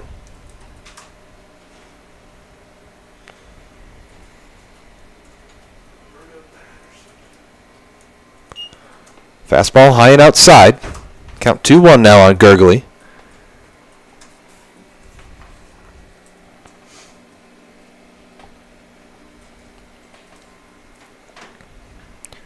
Turns on that one, sends it into right center field. Bryant Herring calls off Clay Jacobs for the first out. Nice contact from Seth. Didn't quite get all of it. A little bit on the hands. But that's good location from Dillon. Now up to bat, number 30, Hayden Jatzak. But nonetheless, this is what happens when you play in a deep ballpark like we have here at Siena. The tags of the players, and I'm hitting the tags of their schools. So we're getting all the bases. We're getting all the bases covered. Right. It's just easier for me to find. Yatzak swings at the first pitch. It might drop in right field, and it will. Yatzak 2 for 2 to start this Game 3. 2 singles. He'll get on it any way he can. He'll take it. That's twice now he's gone to the opposite field. Did a good job there fouling that off and fighting it. Really willing that ball to land. To bat, number 24, Sam Bush. That was supposed to be the plan with Brady, and it kind of worked, but he only does it when he shows up to games, Which isn't even all the game. and he's focused more on like the TikTok and all that stuff. Right. Well, that's fine, but you have to focus on all. Right. Bush sends the first offering foul over the top of the Locos dugout. Next year, I will tell that person, hey man, figure out how to do this TikTok shit and just do. Bush singled in his first plate appearance in the second. That was going to be my goal this year is have TV. Yatzak and Bush got that comeback going. But a tough play for Bush, who was on third, had nowhere else to go but that force out at home. But dude, she only got into like 5 games, so she just gave up on that. They were upset. Called third strike. Patrick Dillon has his third strikeout of the evening. A nice pitch there from Dillon. Painting that outside corner with that off speed. A really tough pitch to hit Now up next, number for Sam 3, Bush. Camden Coleman. But give credit to Dillon. He outworked Bush in that situation. And I think it's because it's closer to her little girlfriend's family's house. 2 outs now in the bottom of the third. Braden White gets in front of that bouncing pitch from Dillon. Right. Because that girl attends Alabama Huntsville, plays lacrosse. Oh, wow.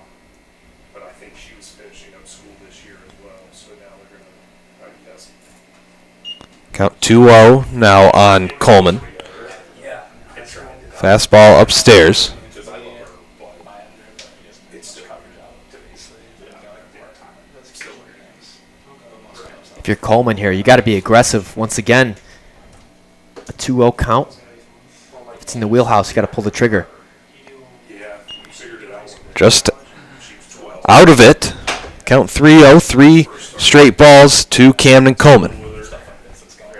Singled and scored in the second. Back in the lineup, already making his presence felt. That was a good take there from Coleman, to say the least. Almost came in on the hands on him. And that was a period of time when I first started getting middle school games in the spare Called a strike, though. Which is the long expiration date now. The 3-1. Fouled into the Monarchs dugout. Coleman was way ahead 3-0, and Dillon has battled back to bring the count full.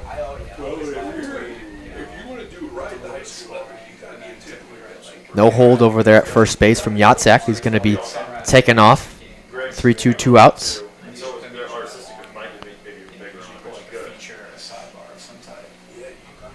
Dillon chose the off-speed. Braden White was almost set up in the left-handed batter's box. But a foul ball. We'll see another pitch.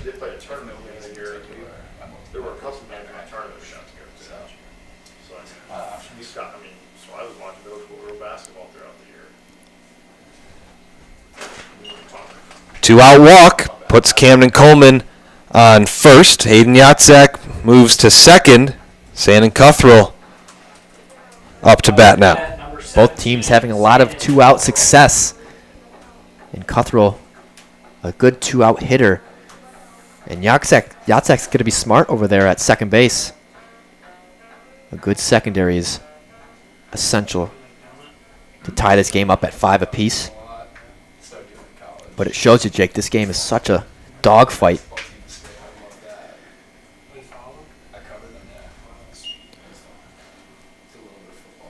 Curveball dropped in the zone. Starts off Sandon Cuthrell with a strike. Jaden Davis shading second base. And that's where Sandon Cuthrell puts it into right field, but it stays high. A couple seconds too long for the third out.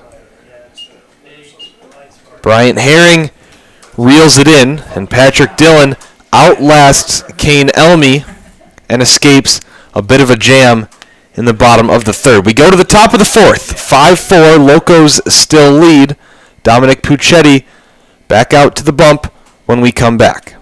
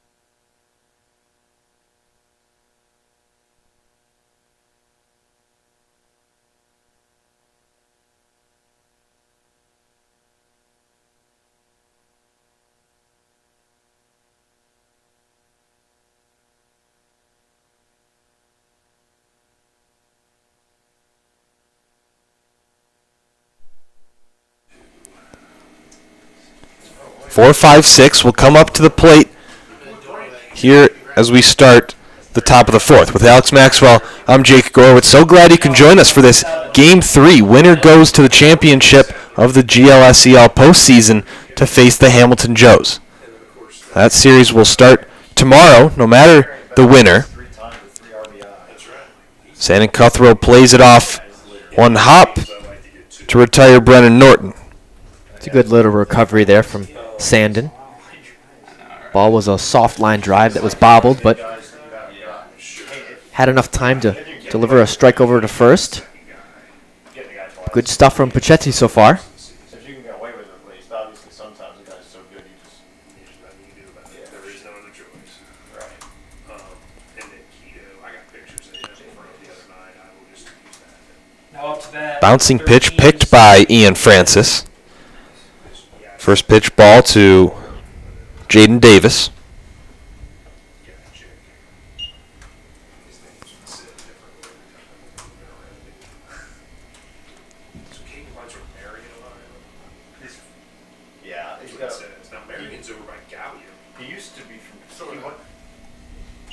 He went to Defiance High School. His dad was a good football coach. Glenn was a football coach. Got a job. Count 2-1.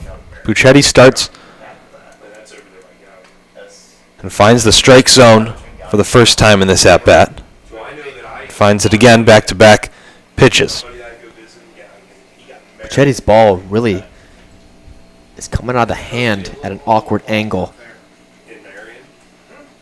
A little advantage for the man on the mound. 3 straight strikes. Sits down Jaden Davis. And just as I was talking about, Jake, that angle, his release point is a little high, higher than usual, so it kind of comes down at a more downward trajectory than usual. So some guys might have some trouble with that. And that's why you saw Jaden Davis let that one go by. Impressive this inning from Dominic Puchetti. Because Tom's house is back off of the road a little bit. It's right as you go into town, right before you get to that hospital. Maybe a little low, Jake. That looked right over the heart, but home plate umpire not having it. And then Tom was across the road. Not the first time we've seen him call that for a ball. But we sat on his porch one night and watched a bunch of traffic go in and out of that house before. Count 2-0 to Isaiah Velasco. Had a sac bunt in his last at-bat. First time he's facing Puchetti.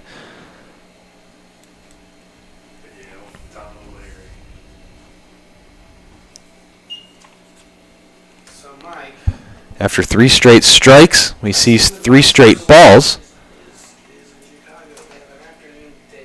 Puchetti with some work to do.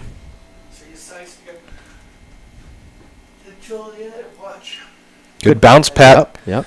Pitch right there.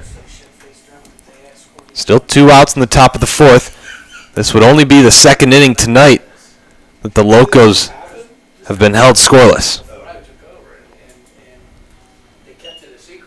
That was a big out there. That's now on base. Velasco, all series, hasn't gone down easy once. And neither has Cade Sadler. Already a few base hits to his name tonight.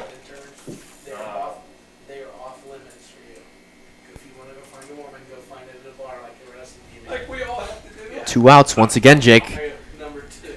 Let's see if the Locos can get any magic going.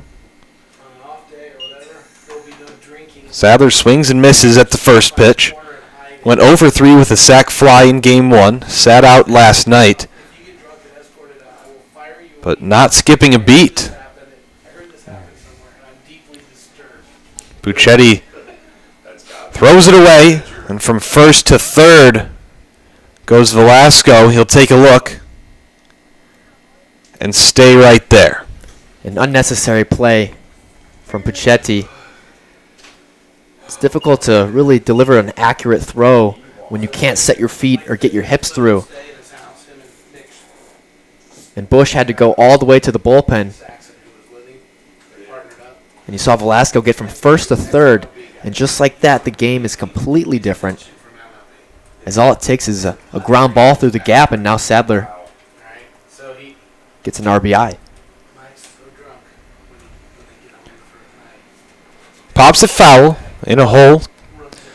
Down 0-2 with 2 outs. An opportunity for more 2-out offense. How many times will we say that tonight, Alex? Yeah. How funny is it that a little play like that can affect a game so drastically? Almost a play that you just don't even want to risk. See, that's what happens. Yep, that's little things always find a way. I say that over and over, but it's true. That little pickoff move that was completely unnecessary now gives them a run, 6-4. And you can't afford this in this stage of the season. Man, you can just see the frustration from the Monarchs players. They know that they're better than this.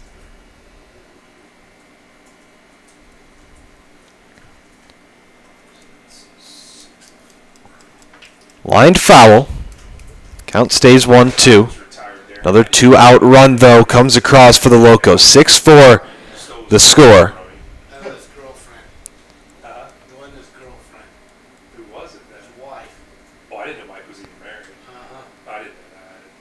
Off speed, a chopper over the mound. Cuthrell charging.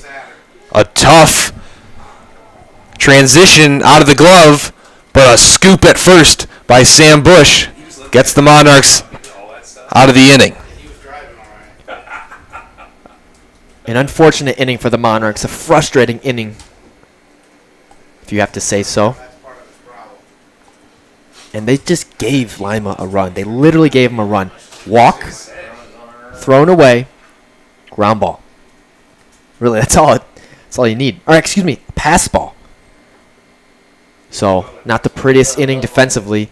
We've talked about it before. In each of the games, you got to lock down in every little facet of the game. And that's especially important for defense. Little mental blunders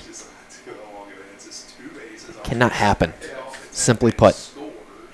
And they know that. That's why they're so frustrated.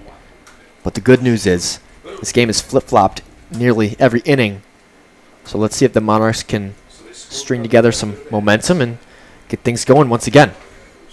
And we have a ton of baseball ahead of us tonight, only in the bottom of the fourth. 10 runs up on the board, 6 for Lima, 4 for the Monarchs. It's Ian Francis, then the leadoff man, Reese Longstaff. Patrick Dillon still on the bump for the Locos. Yeah. Has had some ups and downs. Really no threat at the moment of coming off the mound, really. He bounced back from that 4-run inning. But here we got Ian Francis. He's been stellar all series. Number 8, Ian Francis. Just got to continue to hit the ball hard and string together good ABs. Anybody that's part of that network, It's pretty nice. He's singled in both games so far this series. I'm assuming you have a login for that. Yeah, I spent. Steve is. That first pitch nearly goes over the head of Francis. Yeah, I'm already on the website. I just signed up. Yeah. Since you owe me $69. I was going to say, send him an invoice. Pops it up. Stumbling is Patrick Dillon, but an underhanded grab. A lucky one. He kind of just stumbled right into perfect position. Yeah. Yeah, he sawed Francis off the hands. And that's why you saw that weak little infield bloop. But a good play from the Locos infield. Not a normal play by any means. That's what everybody that I've ever known in the first day is right. But here we go. Reese Longstaff has to really kickstart the hit campaign here. Yeah, I'm gonna wait till the end of the season. If I was free and I'd already been fired because I didn't have to file up its ejection.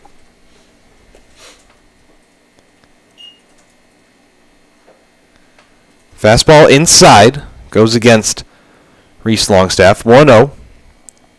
1 down. The lights are on here at Siena Heights.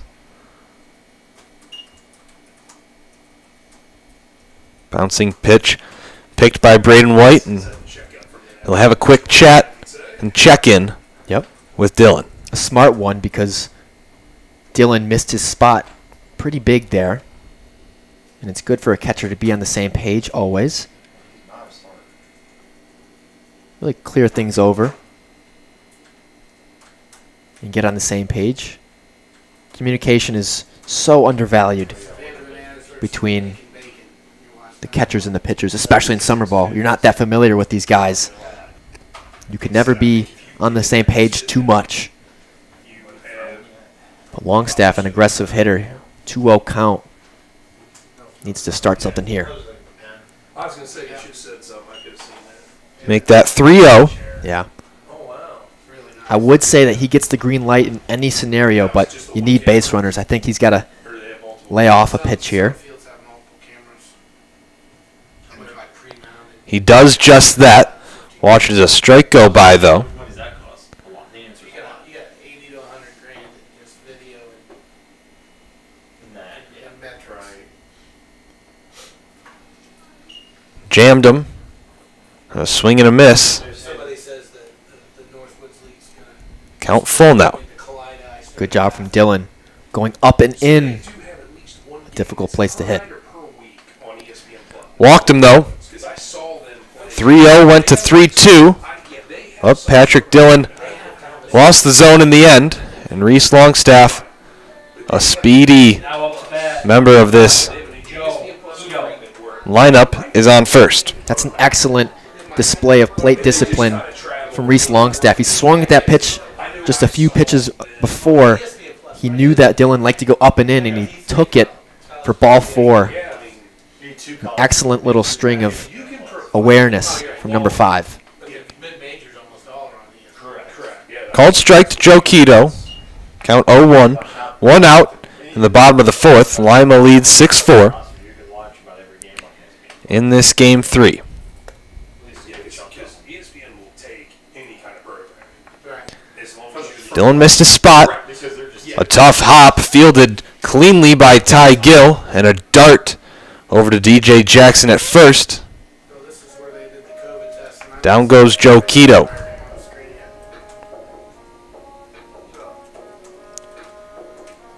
This is a clutch at bat for Tyler Nelson. Once again, he's up to bat with men in scoring position.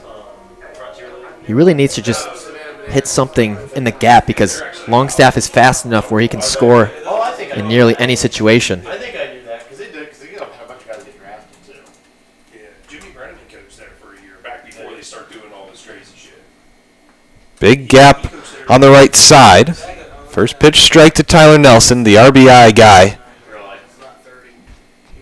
Team leader, one of the league leaders. Somehow we always find ourselves, They're just complete. tonight at least, with opportunities for 2 out Barnum and Bailey's runs. circus brought the town.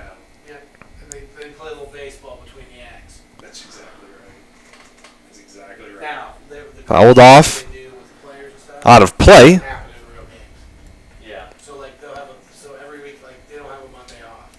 So half their team gets Monday off. The ones that don't play much, they come in on Monday and they do this ridiculous Harlem Globetrotter stuff. Right, where Bill Lee comes out of the crowd drinking a beer Yeah. and pitches to a batter. Right.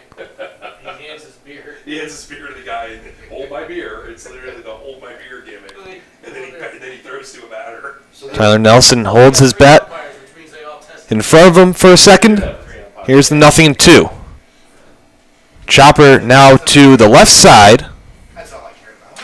but we might have runner interference on Reese Longstaff. Got in the way of Brennan Norton, and the side is retired. 6-4, still the score. Going to the 5th inning now. Missed opportunity with runners on for the Monarchs. Yep. Once again, the Monarchs putting themselves in good situations, but not really capitalizing Go full screen. off of what they earn. So it looks good. I mean, it looks good too. And these next 3 innings are crucial. 5, 6, 7. Really the meat and potatoes of the ball game. 8 and 9, things are too late, right? You don't want to leave it to them. You want to try to chip away at this 2-run lead from the Locos right now. 5, 6, 7. It's the most crucial part of the game. Well, lucky for the Monarchs, Oh, this is an Ottawa. That's the most productive portion of the lineup is due up. the speed on this yet. Next time it's their turn to come to the plate with 4, 5, 6. Then Camden Coleman, who has a hit to his resume so far tonight. But for now, Dominic Puccetti still manning the mound for the Monarchs, and he's been there, done that as far as going more than a few innings. He started 7 of 13 appearances in his college season this past spring, 1 complete game. Season high was 7 innings pitched in an April matchup against Michigan Dearborn, Pop back and forth. Sure, that's what and struck out 14 against Cornerstone. That's a stationary game. So he's got the stuff to shut down any lineup. literally the guy just, He's doing a good job tonight, too. as opposed to calling out the camera angles, go find the base runner, you know, blah, blah, blah. So those Ready are camera it one. might be Braden White leads off for the Locos. And in that case, they're probably all Now up to stationary. bat, number 25, Braden White. Called a strike. It still looks pretty good. It does. And then like in Washington, I know they have like stationary cameras, center field, first base, second base, first base. base, and they got sides to the plate, so there's 5 cameras there. Count 1-1 now That guy on White. Single and scored in the second. Lined out to left in the third. He's been told when I went to the Delta, he was running the camera and I leaned right up. If there is a fight, you zoom in and you never get off. Like you stay there for the whole Get off that shot is the technical term. No, I want that shot. Oh, you want it. Oh, you want it. Braden White, a rising sophomore at the University of Toledo. One of many MAC players that we see in this GLSEL. Yeah, you do. He's got some college teammates like Patrick Dillon They don't want me to see it. on this Lima roster. That's popped up, flied to Seth Gergley in center, one down. All right, I'm going to take the calculated risk that you guys will get a base runner and a Harris. Good efficient start for the inning for Dom Puccetti. This is what they asked for coming out of the bullpen, and they've gotten it.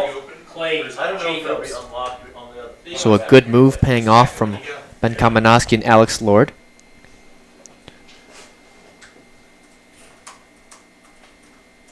And you got to think that last night's game plays a role in tonight's decision to really just cut Kane Elmy's outing short and put in Dominic Puccetti, because Kevin Cordy went 7 strong, went into that 8th, and that's where he hit that wall with back-to-back singles at the top of the Locos lineup. Yep. So hindsight's always 20/20, Yeah. right? Easier said than done. Much easier said than Especially done. up here in the booth, you know. It's a different game And so they gave him when you're $100,000 on the field. his team for $200,000, and they think he's not even spent a tenth of it on the actual players. He sat and tried to talk to them like, I got stuff to do and you're not it. So, Count 0-2 to Clay Jacobs, the 9-hole hitter. hey, we could do some crossover stuff. Absolutely not. No, we cannot. We cannot. A little bit of an awkward check swing that was fouled off from Jacobs. Muskegon, I can only imagine what would happen if they ended up in New York. But Puccetti, Jake, doing a good job of filling up the zone. Not even on the. And really, it's as simple as that when you come out of the bullpen. It's what you're asked to do. If they hit you, they hit you. But so far, they haven't. And he's doing a good job maintaining his rhythm. Puccetti spikes that pitch, though. Count 1-2 to Clay Jacobs. You beat me. If I beat you, I don't win. Right. Yeah, then everybody goes, oh, the other week's better. Like, if I didn't win, they're like, they won't say anything. Right. It's just stupid. It's a, Ian Francis slides over to his left, pops up like, we're just risking a loss. back to his feet. A little gingerly, though. Yeah, Francis definitely took that ball in maybe on the inner half of the thigh. Not comfortable, but he needs to be a warrior. The Monarchs are a little thin in the catching position.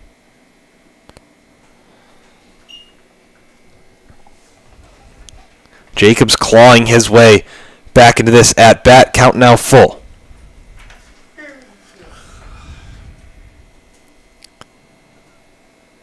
Payoff pitch. Grounder to Cuthrell. He'll meet it halfway for the second out. Once again, a good outing from Puccetti. He really likes to deal against those lefties. Throwing that looping Up next, curveball plate off number speed. 6, Ty Gill. And here we go, another lefty, Ty Gill. So this lefty-lefty matchup really paying off for the Monarchs.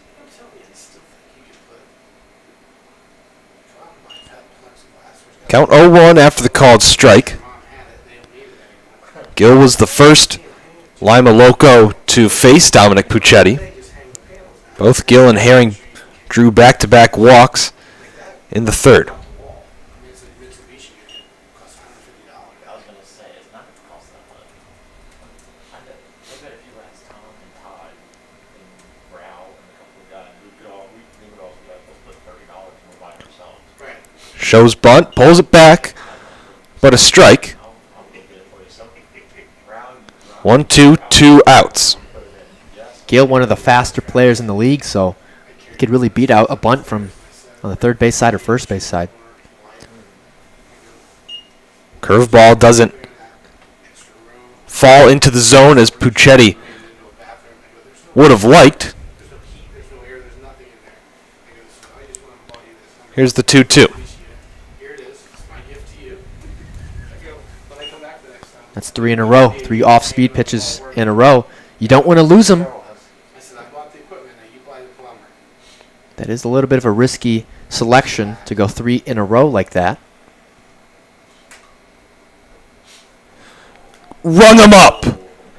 Ty Gill tossed his bat. He was already on his way to first. Dominic Puccetti records his second strikeout of the evening and avoids an opportunity for 2-out offense. Another solid inning from Dom. And the defense doing their job. Now the offense has to get things going. They've had the opportunities but haven't fully capitalized to this point.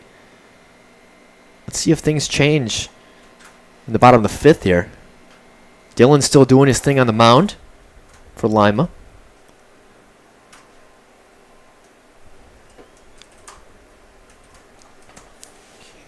Four, 5, 6 due up, as we said before, the top half of the inning. It's Gurgly, Yatzek, Bush.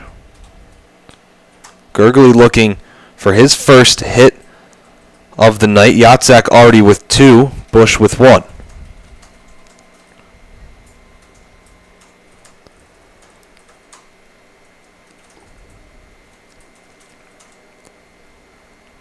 Lima's lucky to still have Patrick Dillon out on the bump. Of course, by game 3, the pitching staff is probably getting rather thin.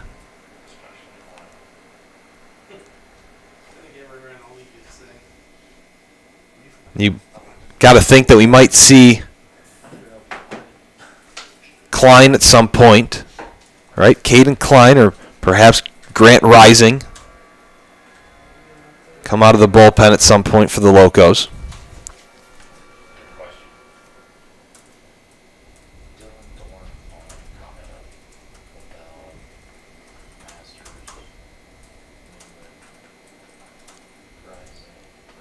Ball high to Gurgly. Count 1-0 now.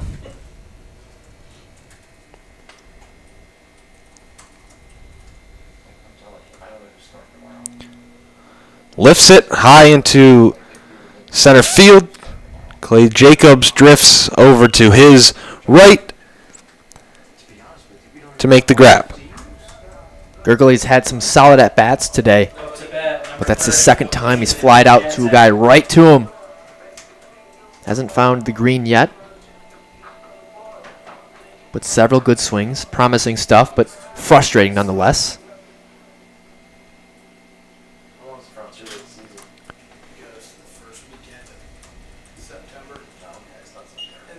That pitch gets away from both Dillon and White. Hayden Yatzek up to bat now with Sam Bush on deck.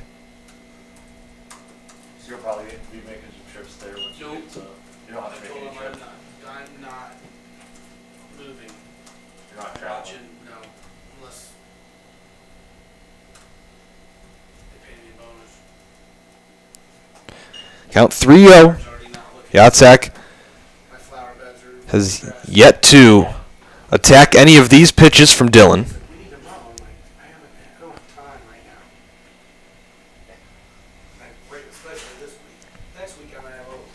It's the right thing to do. You need base runners in this situation. So even with a good hitter like Yatzek, you want to let that one go by in case that one from Dillon is wide. That one was high. We can't have this in this game. Should be ball 4. Yatzek knows that he's talking.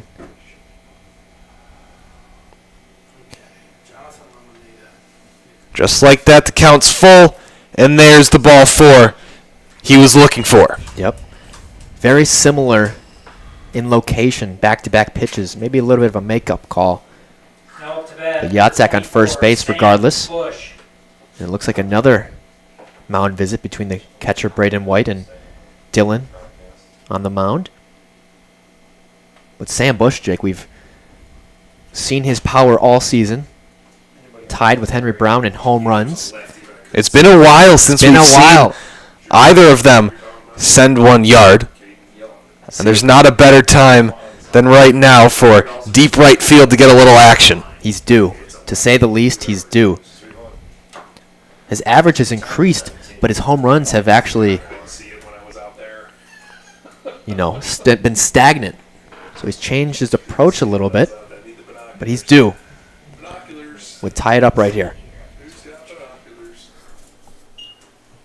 Takes a ball, count 1-0, 6-4 the score in the bottom of the 5th. Locos lead. It's been a back and forth game all night. Offense being showcased by both sides. Big hack right there from Bush. Can't connect though, count 1-1, 1 out.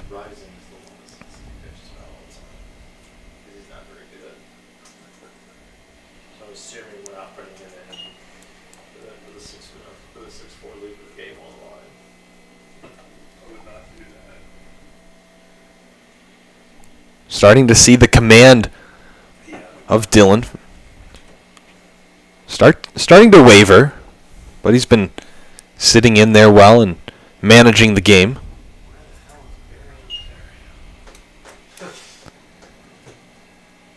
Monarchs hitters need to really get going here, letting too many good pitches go by.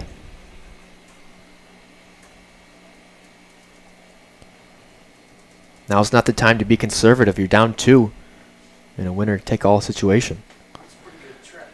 2-2, swing and a miss. Braden White fired up by that one. He was set up outside, but maybe that was a bit of a decoy. I think Either that or Dylan just had a lucky miss. I think it's the case of a lucky miss, because very seldom does a catcher set up in a different spot. But luck was on his side in that moment. But it doesn't matter. 2 down now, as Bush went down swinging.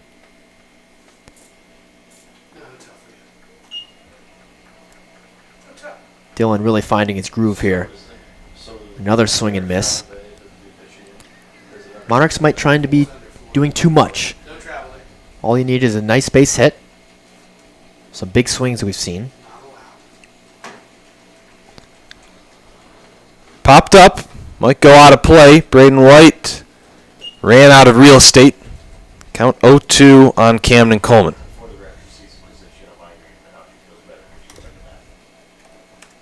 Dylan's way ahead here. Look for a up and in fastball or a chaser dirt curveball. Either way, it's not going to be in the zone. There you have it, up and in. That's pieced into right field. Coming in is Bryant Herring for out number 3. 6-4 remains the score. Zeros on the board the last 3 innings for the Monarchs. They had that 4-run bottom of the 2nd, but has gone quiet ever since. Locos, consistent offense, innings 2 through 4. 0 up on the board for the 5th. And Dominic Puccetti back out for the 6th. Puccetti doing a good job of keeping his team in the game. Really, with a bullpen guy like this, he's a bridge guy. He's meant to keep things going, and as the game progresses. So he's done his part. The Monarchs have 6 hits in this ball game. Locos leading them with 8. Locos also leading them in the score, 6-4. Jake, like you mentioned a few minutes ago.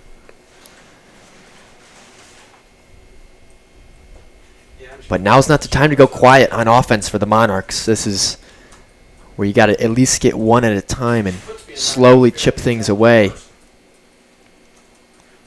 That's what you got to do.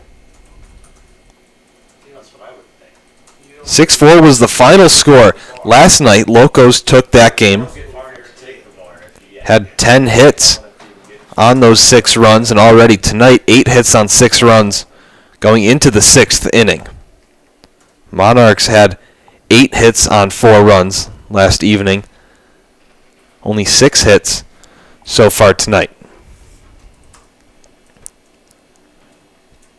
Bryant Herring, Up to the plate, number 3. 2 for 2 tonight with a walk.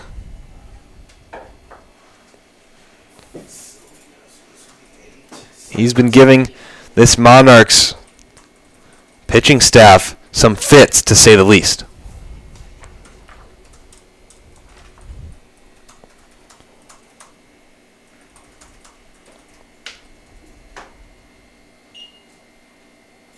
They're doing a lot of shaking hands and kissing babies today. Yeah, no. Fastball first strike. Baby to kiss right now. So Sherman and Simon are from close. Get down at all. That gets down into right field. Hotel for you. Bryant Herring with his 3rd hit of the night. Once again, a nice hit ball 3 hits for Brian Herrick. into right center. Does a good job of just making good contact. Every time it seems to be a Up to the hot plate, shot number line 28, drive. DJ Jackson. So he's been solid all campaign, all series. The hotel for you. Herring on the run. Throw down. Really had no one there on the bag. Ian Francis came up throwing. And a man in scoring position. Nobody down. And now Puchetti and Francis are going to talk about signs, Got here at right? When you're a catcher's giving signs when there's a player on, or when the runner on second, you got to do the middle sign, right? You don't, because a smart runner will pick up that sign and deliver it to the hitter, much like the Astros. It's not cheating if you can pick that up in a game. So it's smart for a catcher to talk things over, get on the same page with the signs, because a good smart runner will take advantage of that any day of the week. It's hard to believe that Bryant Herring didn't play in Game 1, considering the impact made last night and tonight. DJ Jackson skies it into center. Herring doesn't even take a step off of second base. That's a huge out there for the Monarchs. That could have been ugly if it found a hole Now up to bat, for Jackson. number 7, Brennan Norton. But they're not clear yet. Norton's had a good bat this series as well. And the run at second still threatening here. Bryant Herring's got some wheels too. 2015, 2016. It was like my second. It was like after my second summer. Golfs that one. Diving Joe Quito can't catch up to it. Puchetti cuts off the throw in from Longstaff. The Locos playing conservative as well, holding Bryant Herring. That was the right move to keep Herring at third. Longstaff made a good throw from left field to keep things all the same at 6-4. But the Locos threatening once again, men on the corners. And That this pitch. yeah, not what you need right now. Through the legs of Ian Francis. 7-4 now is the score. And this just tonight, to this point, Jake, not one of the best games the Monarchs have had. 13, Jaden Davis. Very uncharacteristically in nearly every category, whether that be fielding or base running or hitting. And Jim Shalley. One of the more clean teams, and they know it too. On a weekend, I may drive up for just that. Jaden Davis now has Where's the game? Brandon Norton on second. The Crushers. After that pitch went through the 5-hole of Ian Francis. in that town. Count 1-1, 1 out. Town over or whatever. Locos I used to go lead 7-4 in the top of the 6th. I literally go to like the beginning of the Crushers game, talk to the umpires, get in my car, drive 15 minutes There's a good stop there from Francis. at the bobble. Yeah, And Kevin Romberg. yeah. No movement in the bullpen for the Monarchs, so I always made sure I touched Kevin. coaches are putting their faith in Puccetti here. Still doing a good job. Yeah, he's quite a strange guy.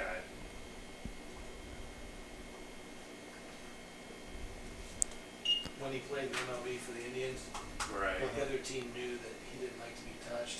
If you want to tap him on the arm, Sweeping pitch. also they have to Misses low around the shin protection That was his worst one. on Jaden Davis. So like during batting practice, Here's a 3-1. the other team would run Misses outside. and then run And another base on balls. and then he would just be a pass the whole night. So like the Indians would guard him. You can kind of sense the momentum has completely shifted to Lima's side, They're like best friends. and they are on the verge of busting this game open. It's now Now up to a bat, 3-run 31, lead, Isaiah but it Velasco. easily could get up to 4 or 5 here with a base hit from Velasco.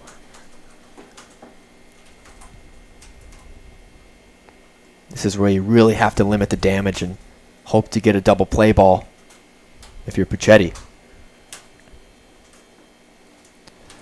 Velasco wanted all of that pitch. I think it's funny that Herring is transferring out of Kennesaw State, but he still uses their batting helmet that he took with him on the way out the door.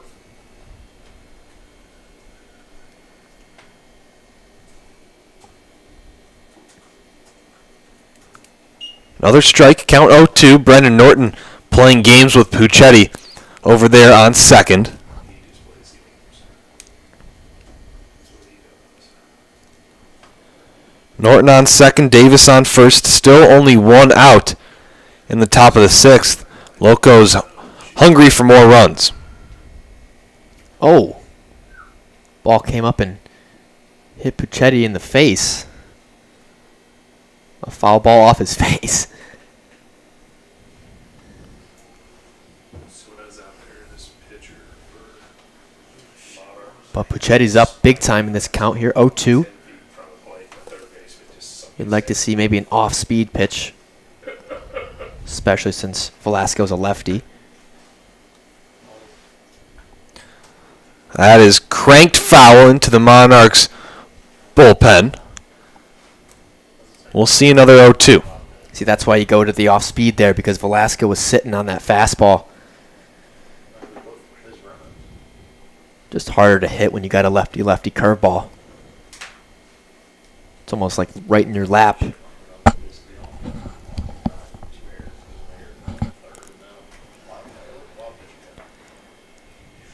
Pitch bounces away. Runners advance. And 2 runners in scoring position with only 1 out. Is that another long pitch?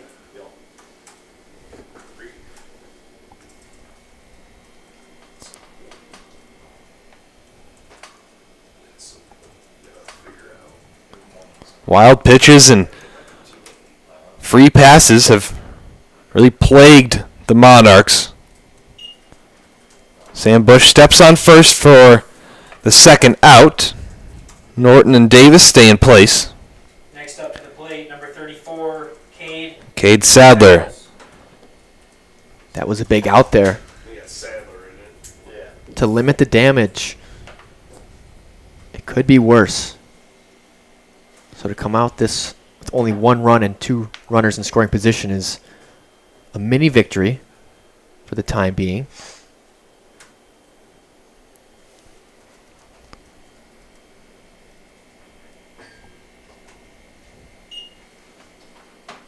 Sadler hits the first pitch sharply right back at us. Luckily, we've got the netting. 2 outs in the top of the 6th. Bryant Herring came home to score. He started the hit parade with a single.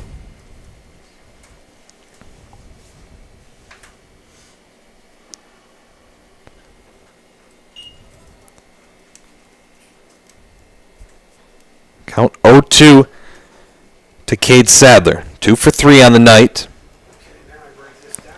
Single and scored in his first 2 plate appearances. Start bitching about hockey now.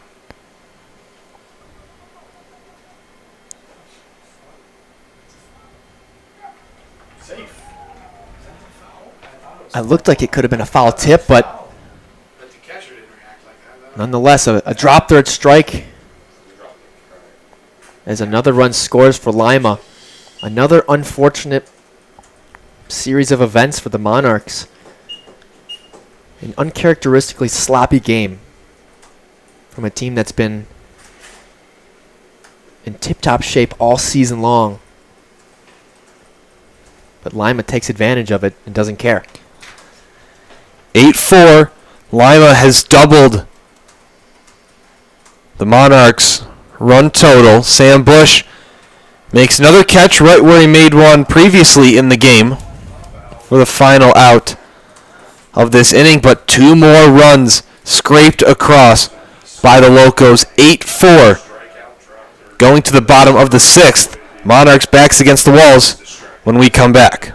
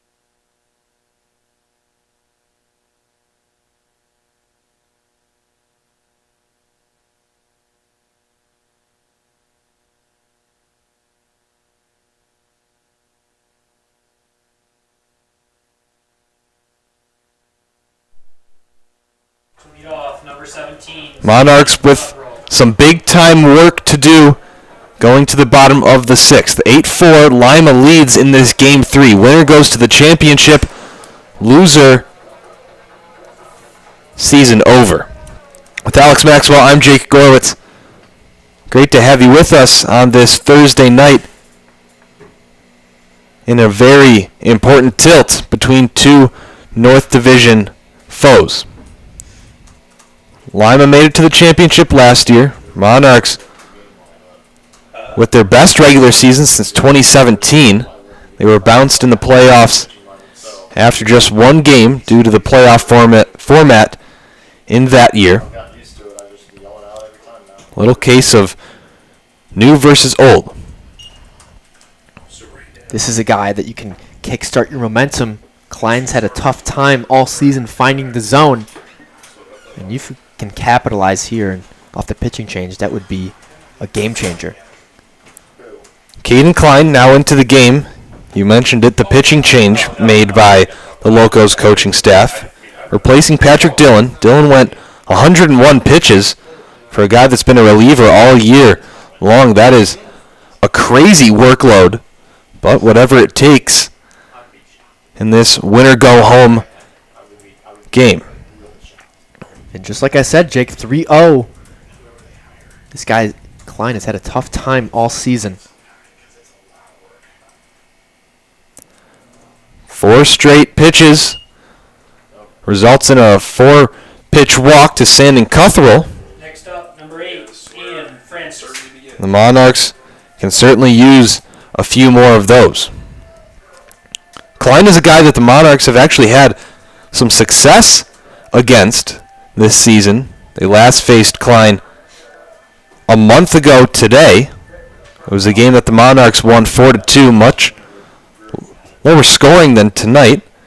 Klein went 2 1/3, giving up 4 runs on 3 hits, 3 walks to only 2 strikeouts in that game. Count 0-1 to Ian Francis, then flips the lineup back over to the top with Reese Longstaff.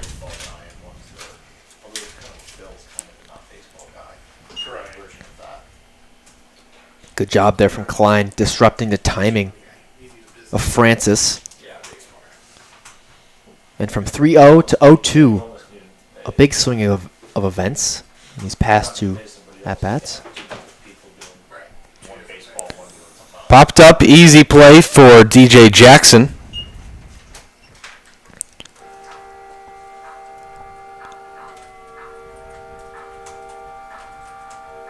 Now up, number 5, Reese Longstaff.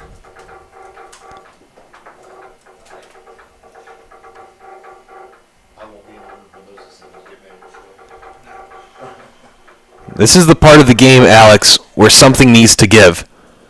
For the Monarchs, you're at the top of the lineup with Reese Longstaff, followed up by Joe Quito. The next time they'll be up, you might be down to your last out. Right. So this is the time to make a push here in the 6th inning. Jake, that is an excellent point. You got to get things going now before it's too little too late. Especially with the top of your lineup here in Reese Longstaff, the best player you've had all season.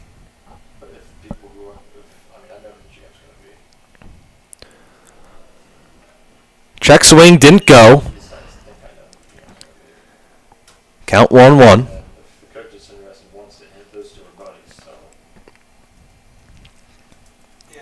Longstaff came into this game batting .325. 3 home runs on the season.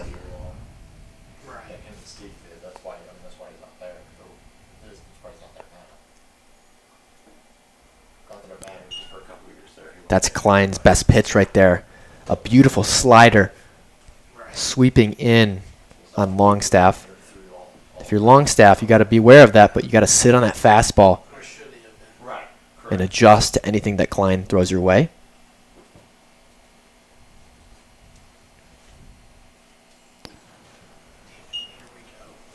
Ball low and in. Count 2-2 on Longstaff. He's got the best OPS on this team, .935. One of the best players we've seen this entire season. A real treat to watch.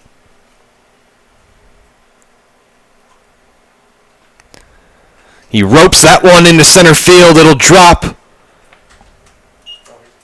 2 base runners on for the Monarchs. They already had a 4-run inning back in the 2nd.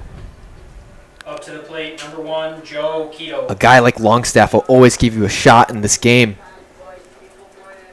Always finds a way to hit a rope somewhere. And that's why his OPS, Jake, is .935. Hitting well over .330. Several home runs. He's really a do-it-all player. And he's a guy that's... He's going to need to come up big. He'll need to rely on his teammates for another crack at Caden Klein, or perhaps whoever comes into the game after Klein, if we do see another Locos pitcher. Quito takes a strike. Nelson on deck, Gurgley in the hole. 2-3-4. Monarchs trail by 4 in the bottom of the 6th. This is where that late inning push needs to start. It's a good take there from Quito. Attempting off-speed pitch from Klein. But just a little inside.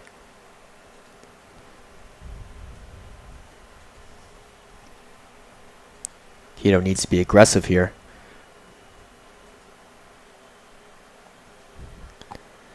Keto holds his hands high. Was ready for the pitch, but Caden Klein moved towards second.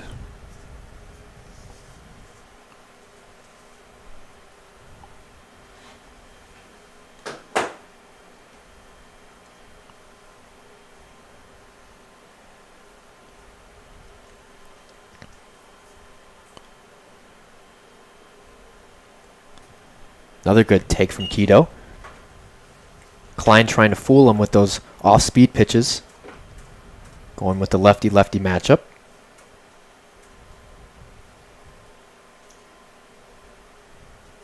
And you need to have discipline going forward. 1 through 9. To try and get back in this game.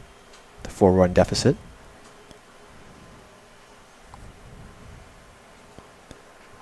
Keto gets a hold of that one. Some weak contact. Play at first. Got Keto. Reese Longstaff called out at second. Jaden Davis might have put the tag on him. A double play ends the inning. But hey, we're not done though.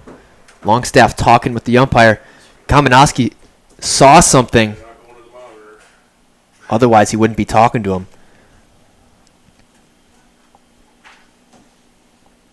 Longstaff still standing at second base. Clearly there was something that they're disagreeing with. Well, they are not going to the headset, so he is definitely out. And Kamenowski giving him his money's worth. That means he definitely saw something.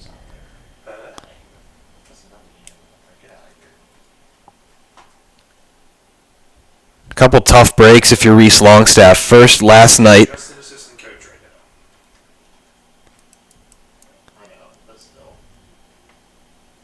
Hopefully the person can get out of here. Yeah.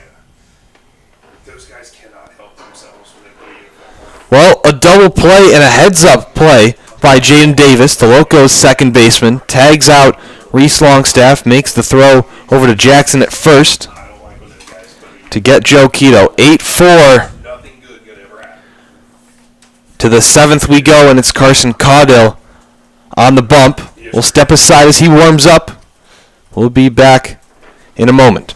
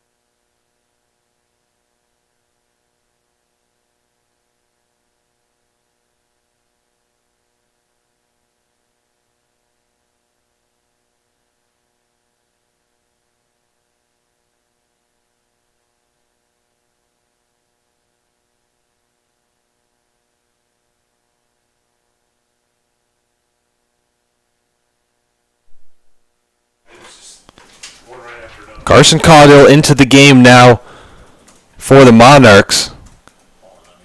I would have to think that the plan coming into tonight was a potential game one against Hamilton tomorrow. Carson Caudill would be the starter, but as we talked about in the pregame show, Alex, emptying the tank was going to be a must.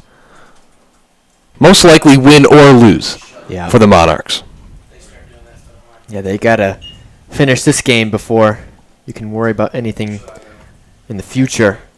And right now the Monarchs down by 4. 8-4 reads the score in right field. Locos up.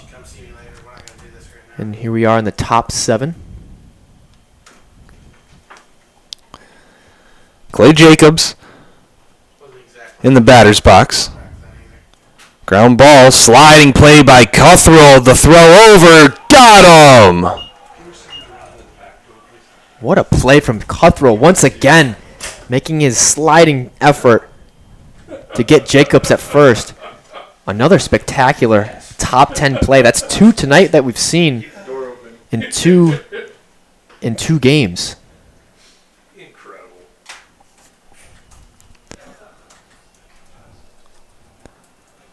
Shannon Cuthrell helps out Carson Caudill to ease his way into the outing. Alphabet number 6, Ty Gill. And down 4, you cannot let that ball get through. Fastball outside to Ty Gill, back to the top of the Locos order. Gill 1 for 3 tonight with a walk. He mispronounces everything. He calls it Lima. He calls it Lima. Oh my god. So you guys are used to this shit?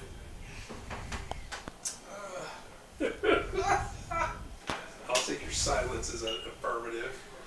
We see the off speed from Caudill for the first time. Doesn't find the zone. Here's the 2-1. For a general manager to put a uniform on, it's supposed to not be allowed.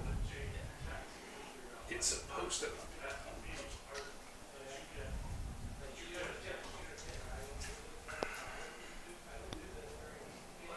allowed. Nice job from Caudill finding the zone. This is a tough out here in Ty Gill.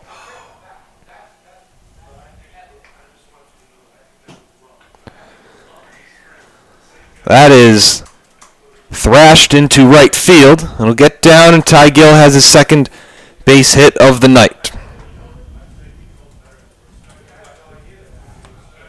Ty Gill, like I said, a tough out all season, and especially in this series.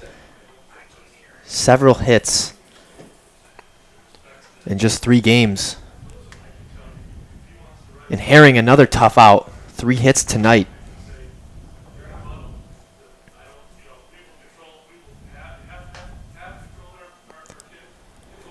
First pitch strike to Herring. Rising sophomore. I believe he's on his way out of Kennesaw State University. He's going to Georgia Highlands. On his way to Georgia Highlands, just got word. Here in the booth. Even though he's still wearing his Kennesaw State helmet that he left with. Which I think is funny.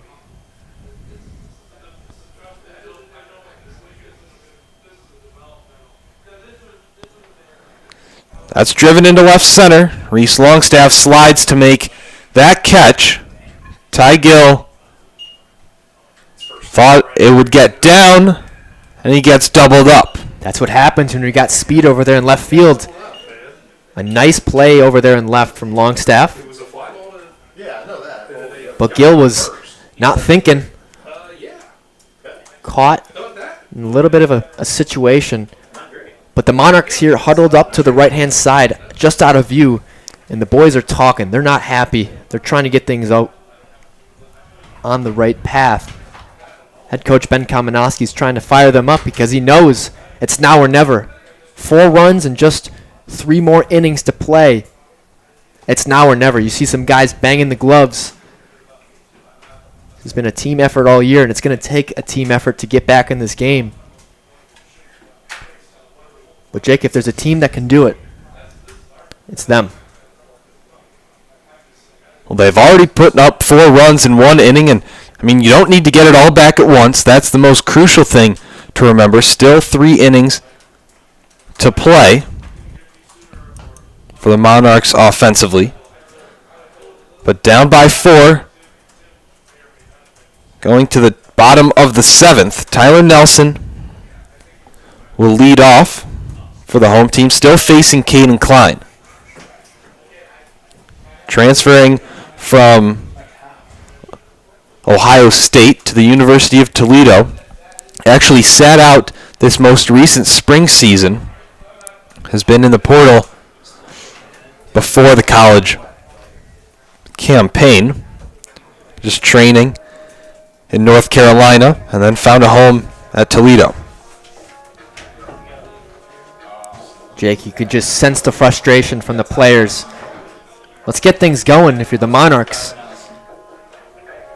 Toledo of number 30. 4 runs in just an inning earlier. It's definitely possible. Come on, boys. It starts now.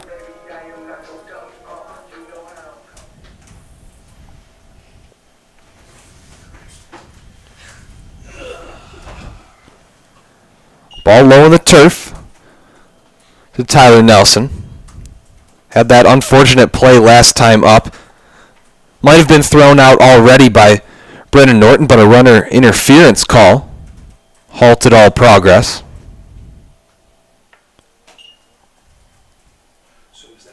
Caden Klein has a tough act to follow up. Last night, Anthony Kyle was special coming into the game in a relief appearance for Carter Dorn. Gave up 4 runs, only 2 of them earned. Didn't get a whole lot of help from his defense, but Anthony Kyle dealt. 4 innings, 3 hits, no runs, 6 strikeouts, no walks out of the bullpen. Count 3-0 here to Tyler Nelson. That's what we're, trust me, I'm not gonna change your call. I just wanna know what your call was. Well, because it's so hard to tell what these signals are. A good bounce back pitch from Caden Klein. Not giving Tyler Nelson the easy freebie. The path of least resistance. Yeah, basically. Yeah, that's what Unless I clearly see something otherwise, because there I didn't even notice. 5-pitch walk. The leadoff man is on for the Monarchs. They'll need more than that. That pitch didn't miss by much, but credit to Tyler Nelson's plate discipline. Laying off that low pitch. Finding a way to get on. Number 15, Seth Gergley.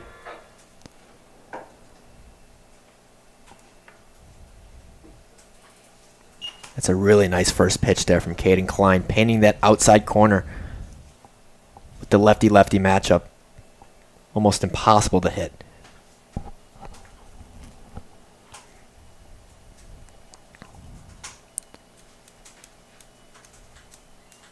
Klein throws over. He knows that Tyler Nelson has the most stolen bases. He did his homework coming into this one.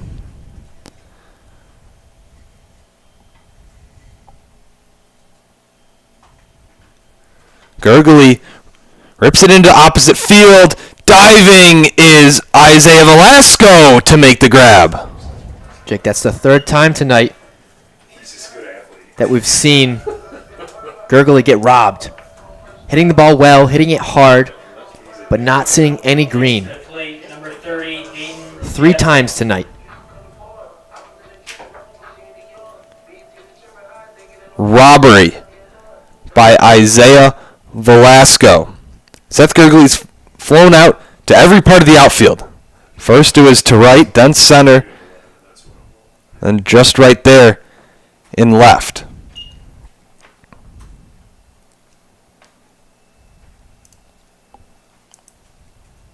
Oh, 1 count, 1 out to Hayden Yatzak.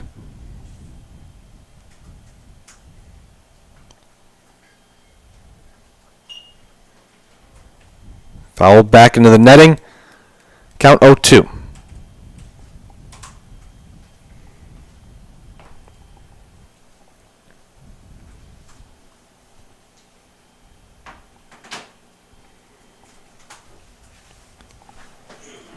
Jake, we talked about it just a few innings earlier.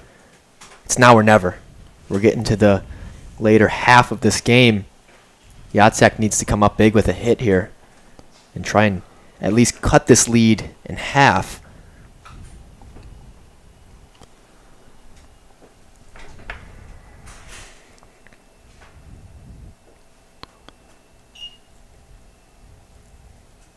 O2 stays upstairs. Count 1-2 now on Hayden Yatzak. Henry Brown is now on deck. He'll pinch hit, it appears, for Sam Bush.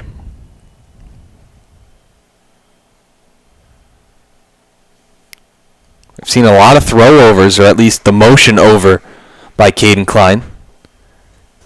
So far, he's kept everything in check, but a little fidgety on the mound. But he gets Yatzak to chase after that pitch. And just like that, there's 2 outs. Yeah, that's a nice piece of pitching from Caden Klein. 23. Yes, sir. Yatzak got sat down and he knew it. He got fooled right from the get-go. Klein throws some gas, and when he's accurate, he is tough to hit. Pinch hitter number 23, Henry Brown. Got some movement on that fastball, along with some velocity. And when he can find some accuracy along with it, it's near impossible.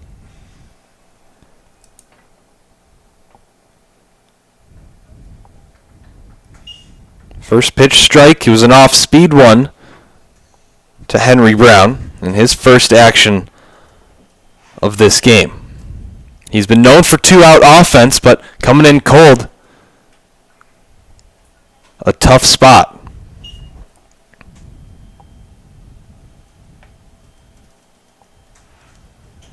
Yeah, they're going to move their infielders around. I would imagine Keo will go to short. This pitch hitter, Keo will move to third. The pitch hitter will play short, and the third baseman will move to first, because that's how their lineup was. Okay. The first day we were here. The 0-2. Fought off by Brown.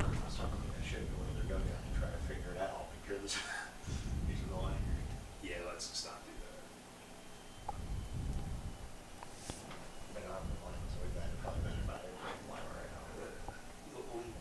Lima. So he calls Lima.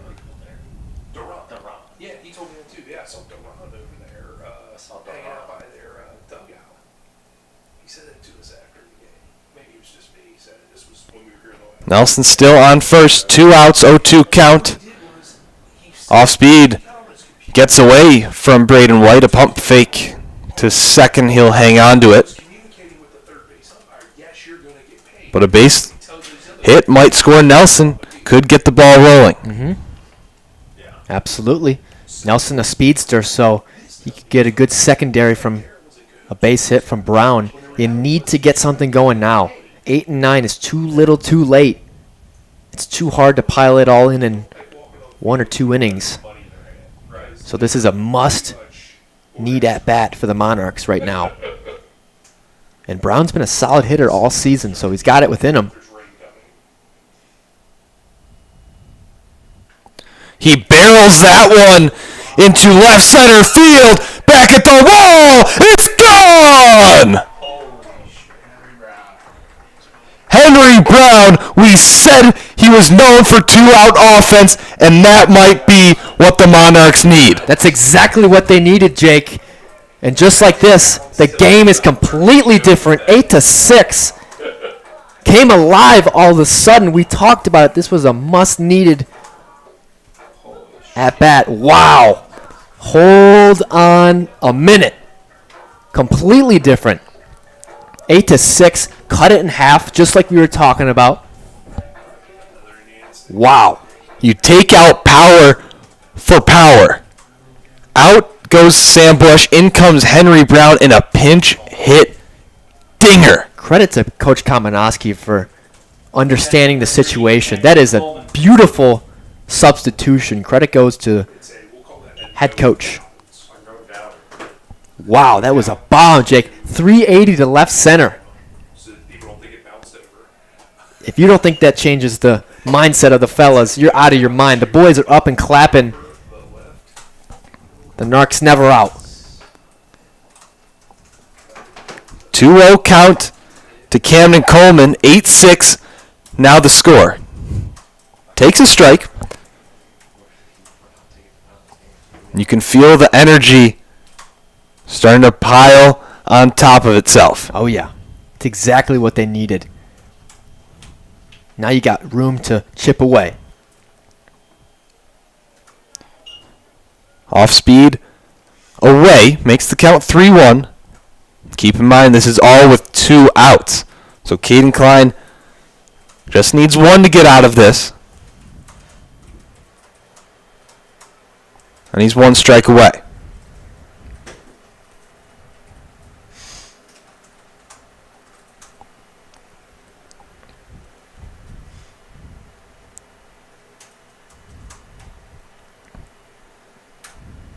Payoff pitch. Foul to the backstop by Coleman.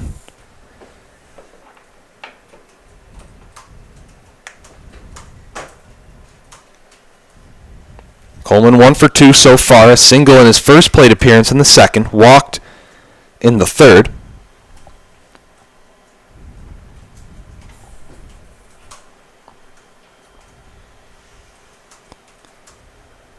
Payoff pitch low. Camden Coleman. An energetic bat flip. Trying to kickstart the momentum for the fellas. Brandon Cutthroat. We've talked about it over and over. Some two-out magic going on here. The Monarchs have this strange ability to, when they're against the wall, they somehow find a way and fight through adversity. Johnny Cash is the position cover. Right, but I mean, One of the hardest things to do in all of sports, they're quite good at. has 0 role on the team. He basically thought. Cutthroat takes a fastball in. He got to play in Richmond all day. Last game. Cutthroat has already drawn 2 walks so far. He was the first batter to face Caden Klein when he entered the game.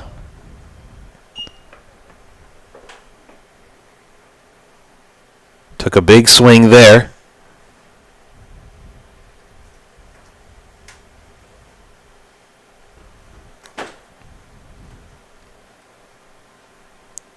The 1-1 delivery. Inside, Coleman racing to second. He'll turn and look. Just like that, another opportunity to scrape together another run. Coleman on second base. Cutthroat, a great hitter with runners in scoring position. And we talked about it, Jake, over and over. It's just Never down, never out.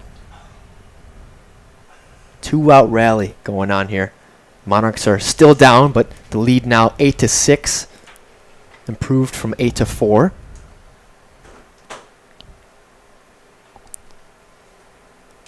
Fouled down the right field line. Brings the count 2-2. Camden Coleman on second. Drew a walk, advanced on a wild pitch.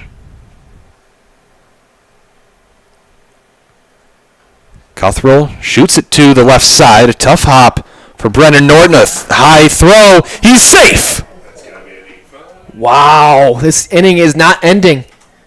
The Monarchs got away with that one. The Locos furious with that call. They thought DJ Jackson got his foot back on the base. Can't just attack the ball like he does. He's a little out of control sometimes. But a big opportunity for Ian Francis to get one more run back. Men in scoring position. This is one where you have to be really selective with the pitches that you see. But if you like it, you got to pounce on it. A smart but aggressive approach behind the plate. And the umpires are going to talk this one over. And that's not a good sign if you're the Monarchs, because that means that they're considering overturning this call, which would be pretty tough to do because there isn't a replay booth or a New York City, monitor to go to. So this would be a little bit of a stretch to overturn it. It's clarified this. There's nothing to it. They met as a group last night with that questionable home run by Jaden Davis. Emailing your GM. I know So not a guarantee that your GM's name's Tim Clark. an overturn Last night was named Tim Clark. would be made, and indeed there is not. Sandon Cuthbert called safe. Men in the corners, still 2 outs in the bottom of the 7th. Monarchs not going away. Here we go, Ian. A little chippy, a little edgy. He's Ian- due. He's had a good series. He's had a hit per game. He hasn't had a hit tonight. This would be the time. He knows it. He's due. He's been working every day with Coach Kamenowski, coming to the ballpark early here at Siena Heights. Well, now I know why. Wants to make it pay off. Clark and this guy. Fastball outside, count 1-0. And at a minimum, Alex, hand it over to the next guy. We always talk about it. Probably one of the themes and trends of this season that we talk about on a consistent basis. You're absolutely right. That's how you win ball games. You And give it to the next guy. Everybody knows who that next guy is. It's Reese Longstaff. Oh, yeah. And now you got 2-0. Francis has to just be within himself. Don't get too overzealous. Point now, I'm worried about like ethics. Right. Be very selective with the pitches you see. But if there's a pitch that you see in the wheelhouse, give it for a ride. Because you have the advantage right now with the 2-0 count. But don't go. But he's shown that the moment isn't too big for him. He's been solid all playoff season so far. But this would be huge for the Monarchs to just get one more back. Just one more. 8-6 the score reads out there. Locos still lead. But a little bit of a comeback coming along.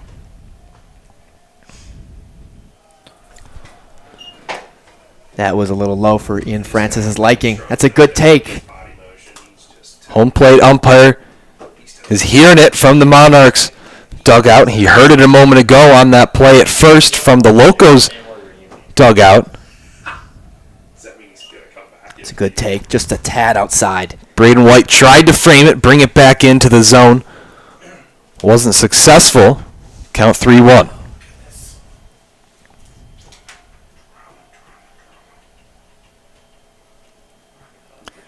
Inside, he walked him. It's a good at-bat from Ian Francis. Hand it to the next guy. Here we go. Reese is ready to be dialed in. Player of the year from the North Division. Up to bat. Base is juiced. Big chance to tie this game up. Cutthroat up there at second base has to be smart. Can't run himself out of a jam here. Coleman on third, Cutthroat on second, Francis on first after drawing that walk. It's a good take there. First pitch, strike to Reese Longstaff. Caden Klein, the reliever after Patrick Dillon, in a pickle against the Monarchs. Another good take. That was just a little high for Longstaff's liking. Came in a little too late. A good off speed nonetheless Everybody left is ready. from Klein.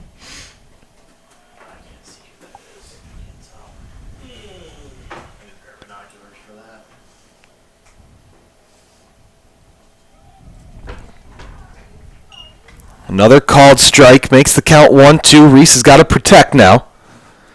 2 outs. There's been 2 outs for a while, but that's where the Monarchs thrive. Down 8-6, bases juiced for the North Division Player of the Year. Longstaff has a lot of confidence. He knows that he's made for situations like this.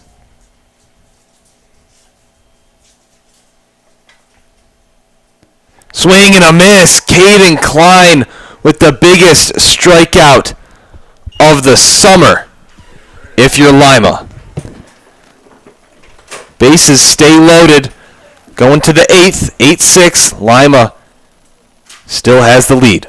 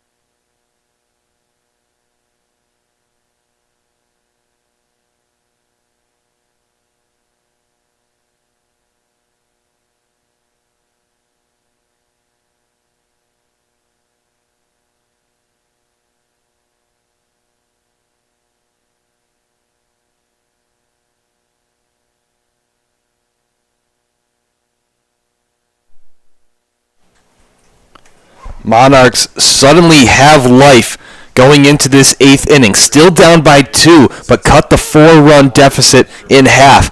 All thanks to a Henry Brown pinch hit blast into deep left center. Carson Caudill still on the bump. Starts DJ Jackson off with an off-speed called strike.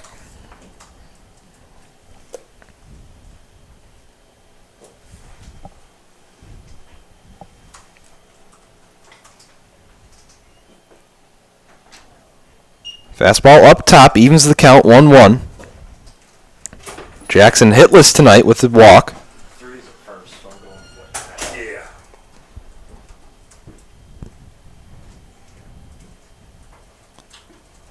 What do we got here, Chief? It was. Caudill misses low and away, count 2-1. He entered the game in the 7th, replacing Dominic Puccetti, who gave the Monarchs a solid 3 1/3. So you said, where'd you see Henry Brown went? Shortstop. Shortstop. And boy, did DJ Jackson turn on that one. Luckily, bounced out of play over the fence down the left field line. And some defensive adjustments here. Cuthrell and Coleman Strike. Ball. on the right side. Cuthrell still at second, Coleman at first. Henry Brown goes to short. Keto moves from short to third. Outfield still looking the same. A lineup that we've seen, though, There it is. on a daily basis, so nothing new.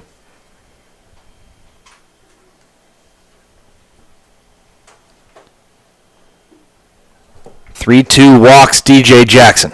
A good pitch there from Carson. Didn't get the benefit of the call, but he's still got a job to do, Jake. The Monarchs were getting in the game offensively, so it's up to him to keep his team within the game 7, Brennan Norton.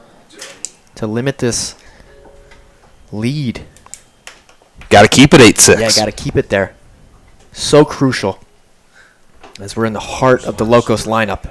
Easier said than done once again. No. That's the Bill Lyman News. Okay. So that's Tom Usher's who he works for. Francis can't find it. DJ Jackson advances.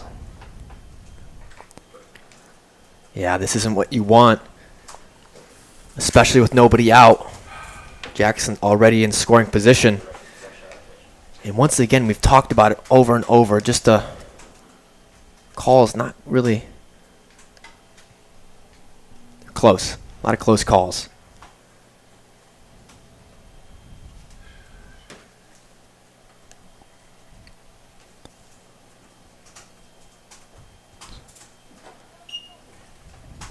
Caudill gets Brennan Norton to swing and miss. Count 1-1. Norton singled and scored in the 6th. Advanced on a combination between pass balls and wild pitches.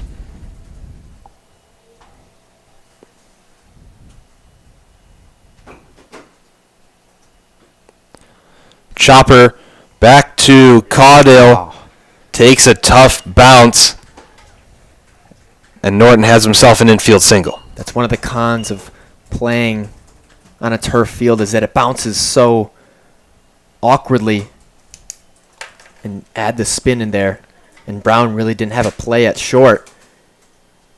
And now things get a little bit worse for the Monarchs, a bit better for the Locos. Nobody out, 2 men on. Still in the heart of the lineup, mind you. Jaden Davis up to bat now.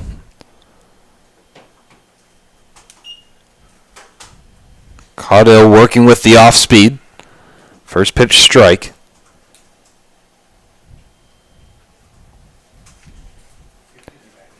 Davis was a menace last night. Obviously had the homer that maybe wasn't.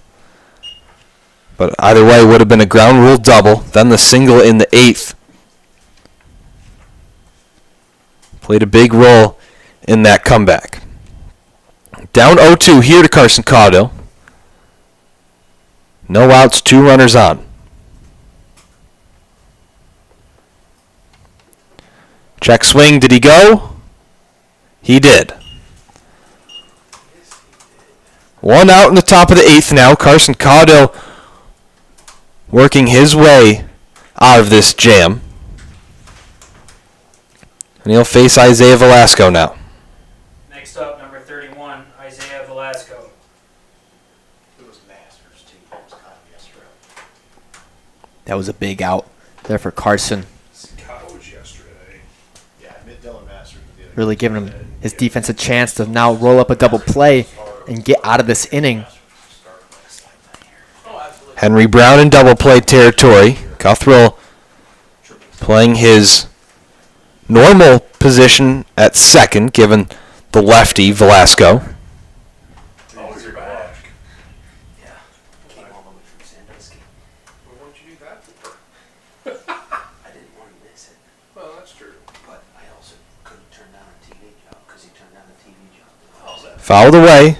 So what were you doing in Sandusky? Makes the count 1-1. Baseball for BCSN here. Okay. So do you ever work with Dave Wilson? 'Cause he does the ice hauler games. I haven't worked with him, but we talked about it. He's the Kent State Yeah. football and men's basketball, I think baseball. I know him. I haven't worked with him. He used to work with a guy I work with, Jim Kelch. Pitch got away from Caudill there. A little too high. He gets questions like Jim does. But still, that out right there gives you a chance to get out of this inning with a double play, which is so crucial But he's in this point of the game. Limiting the damage but he comes from a high maintenance to give your offense a shot. that does it for a living. That's what I do for a living too. I try to use low maintenance. There it is right there, breaking in beautifully for a strike. That's why Now 2-2, Jake. from the Reds, basically. Curveball, that 12-6, that's one of the favorite pitches, a go-to pitch from Carson Caudill. That was one of the pitches that some scouts were on hand for, taking a look at a couple games ago. Reds have made a trade. Philip deal to the Mets. Like former 2-2, blew it by him. Oh, was he Really nice job from Caudill, bouncing back from the early little blunders in this inning. But a huge out once again. Now you got not only you don't need a double play anymore. Any base can seal it up for you, and you can get back on offense. So good job, Caudill, mixing up the pitches and being unpredictable. 2 outs, top of the 8th. 8-6, Locos lead. It's been back and forth all night and all series. I saw Phil not long ago, and he still doesn't shave. He's 27. Carson Caudill bringing the smoke. 11. Wore the rec spec glasses, and his feet were Sadler got on first thanks to a drop third strike. His last time up. So that kid basically, Fastball high causes Sadler to lift the hands up. he had a normal sized body. He just had these like Krusty the Clown looking shoes, man. He was ridiculous. He awaits the 1-1. He was ridiculous, man. Maybe someday you'll But he slung it. That is pieced. That'll find a gap. There's no doubt about that. DJ Jackson digging toward home. And the Locos get a run back. Cade Sadler does a little dance at second. Yeah, that's exactly what you needed if you're the Locos. Halt the momentum that the Monarchs were having. A really nice shot from Sadler. That's 3 hits tonight. A beautiful shot in the left side of the field. 9-6, now the score reads. And man, that is an emphatic run there.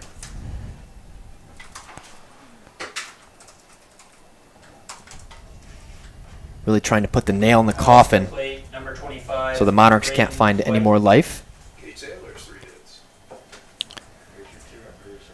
There's 2 interviews. Braden Waite up to bat now.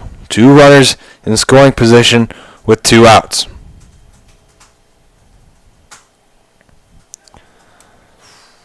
Ball bounces away. A head first dive from Norton. And the lead is back to 4. Yeah, you can't really afford that in this time of the game.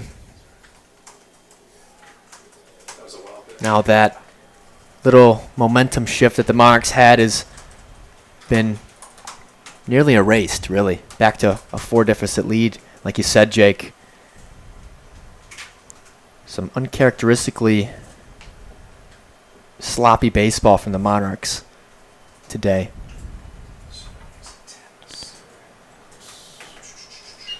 Foul ball trickles to the backstop. Count 1-1 on Braden White.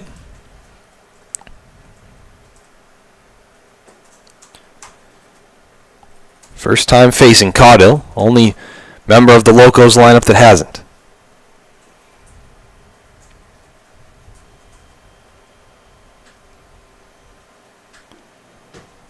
That's his best pitch right there, that beautiful off speed. Really does a good job of always keeping the batters on their front foot. And that's what you need to do on a hitter like Braden White.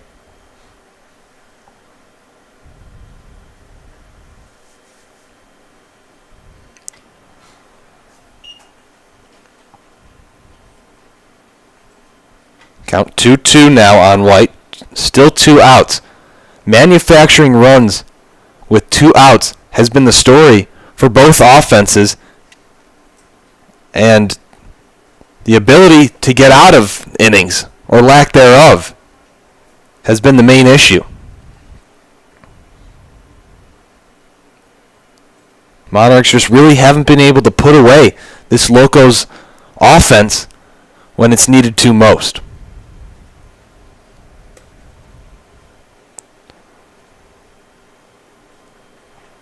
3-2 count, 2 outs. Pardon me. Payoff pitch runs high. White will take first. Yep, Ben Kamenowski's going to come out to the mound, talk things over. Jalen Jones is up and throwing around in the bullpen to the right-hand side.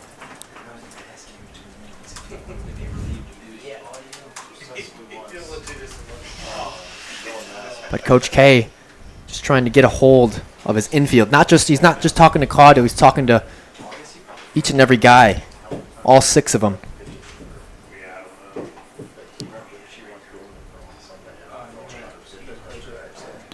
So this is a big at-bat here to limit the damage. They've come back from 4 before.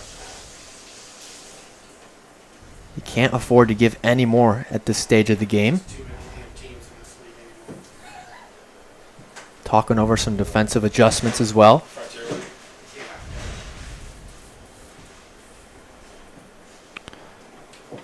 It was an 8-4 Lima lead. That was cut in half by a 2-run jack by Henry Brown.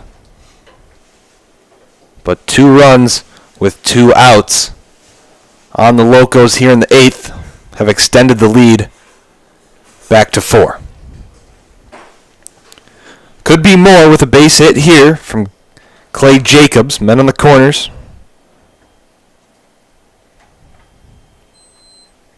Fastball misses the outer portion of the plate.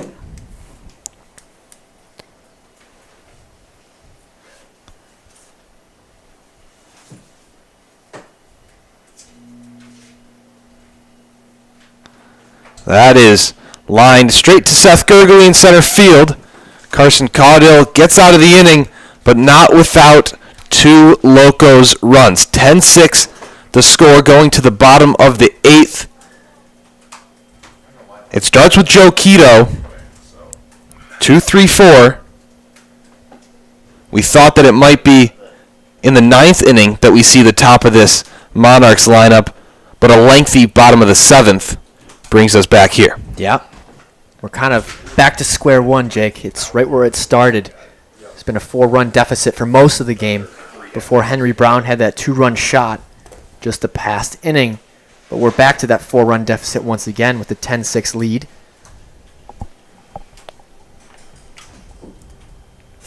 But Joe Quito has been reliable. So is Tyler Nelson. So these are the guys you want up at the moment to try and kickstart the campaign in favor of the Monarchs. You can't count out this team, though. If there's a team that can come back from any deficit at any moment, it's the Michigan Monarchs.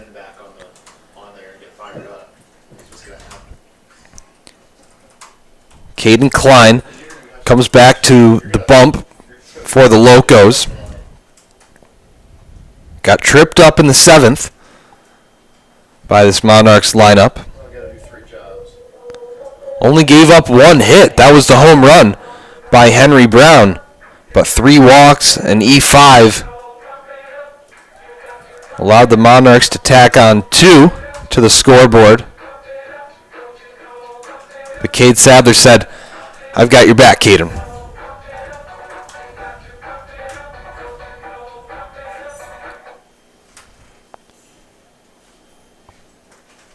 Now, if you're the Monarchs, this is your entire season.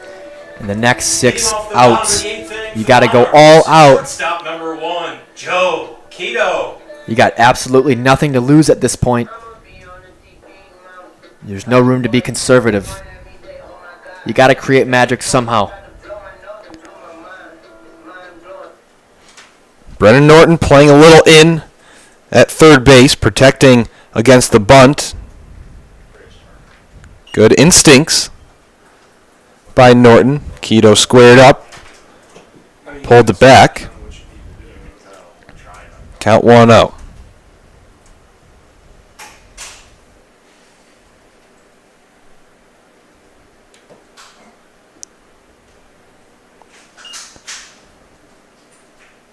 Same tactic from Keto. That one went for a called strike.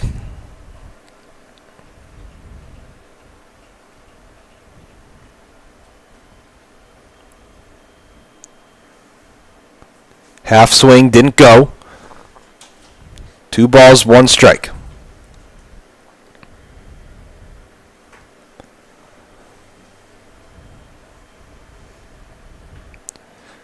Ground ball right side.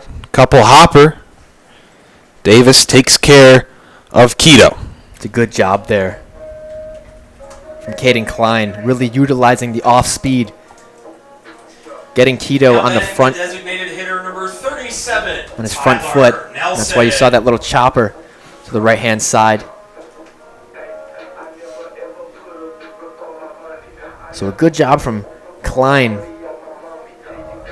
bouncing back from the last inning so far. Braden White tried to bring that fastball back into the zone.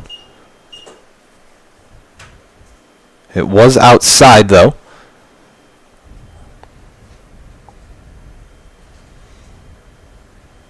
Count 2-0 on Tyler Nelson. The off-speed slid inside around just below the kneecap.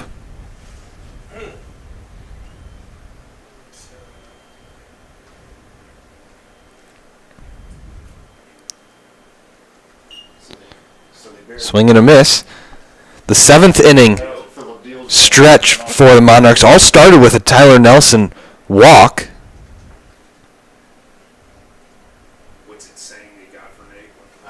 He was brought home by Henry Brown in his first at-bat of the game.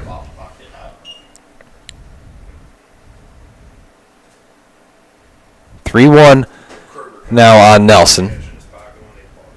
If you're Nelson, you really got to take a big hack here. A big hitter's count. There's no room to be conservative, like we said. Be aggressive.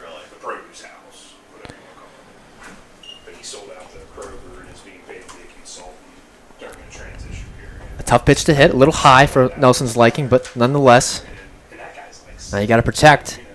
Give your team a chance.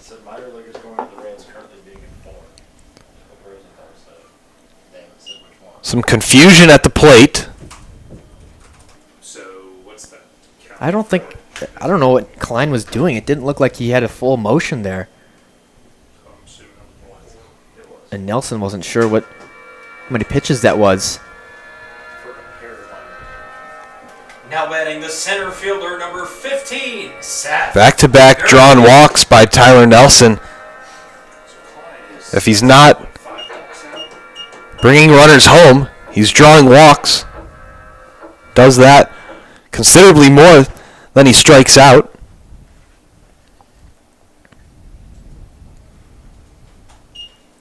Gurgley didn't like that one. That was a little low and away for his liking.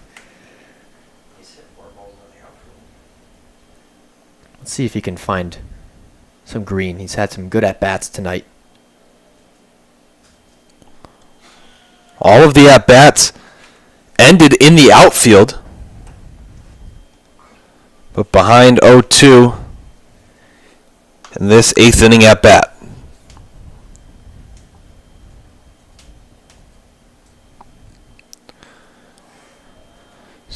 Swing and a miss, but he's called out First base was occupied. as Tyler Nelson was already on first base. He'll advance. Very good, sir. Once again, Klein going to that off-speed. It's been killing the lefties on the Monarchs. Now batting number Just a 30, spin right. Hayden Yatzak. And the movement, the late break movement it has is so tricky to pick up out of the hand. And that's why coaches love spin right. 2 outs for Hayden Yatzak, bottom of the 8th. 10-6 the score. Lima leads.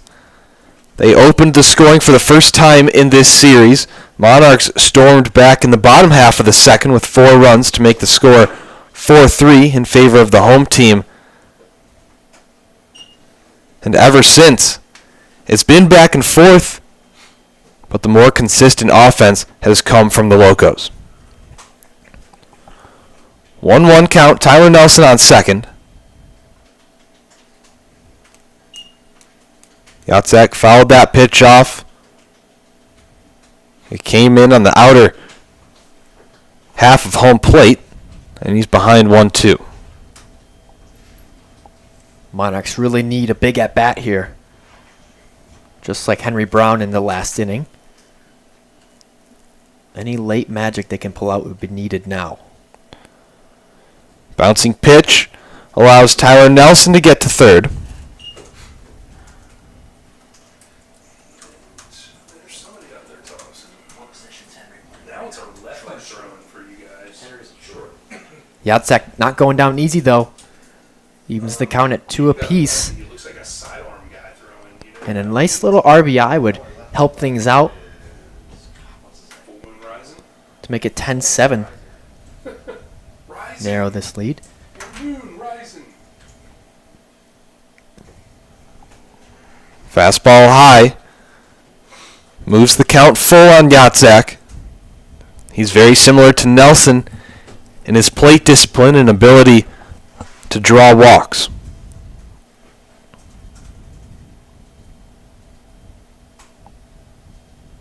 Caden Klein gets the better of Hayden Yatzak on that pitch. And the Narcs leave Nelson on third. That's been the story of tonight's game right there. The Locos just a few steps ahead of the Monarchs.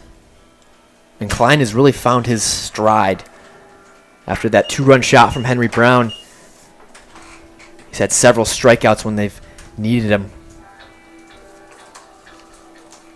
He is really dealing the best we've seen from him all season against the Monarchs. I'll tell you, when he can find the zone, he's one of the harder pitchers to handle. But here we go, Jake. Now The 9th batting inning, it's now or for the never Monarchs, number for the Monarchs. 32, But first, they got to Caleb shut things down Jones. on defense. He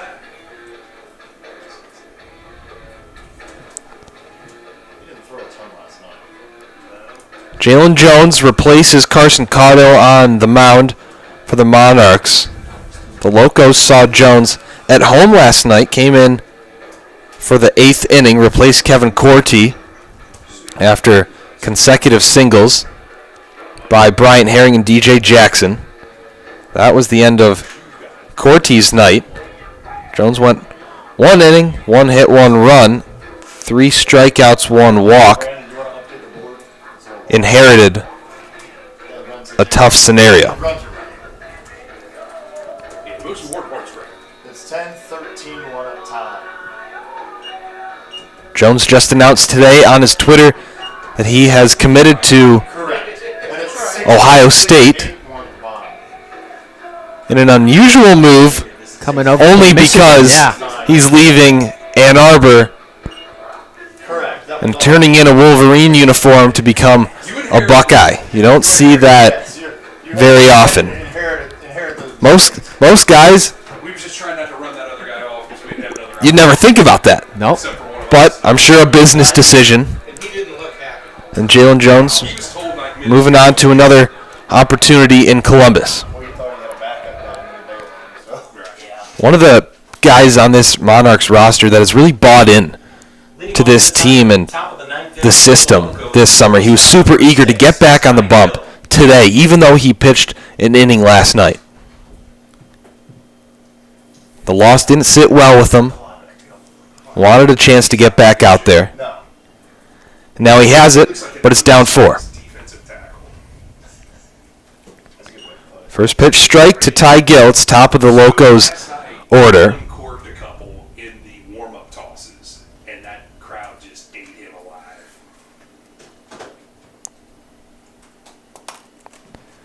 Pitch looked pretty good there from Jones.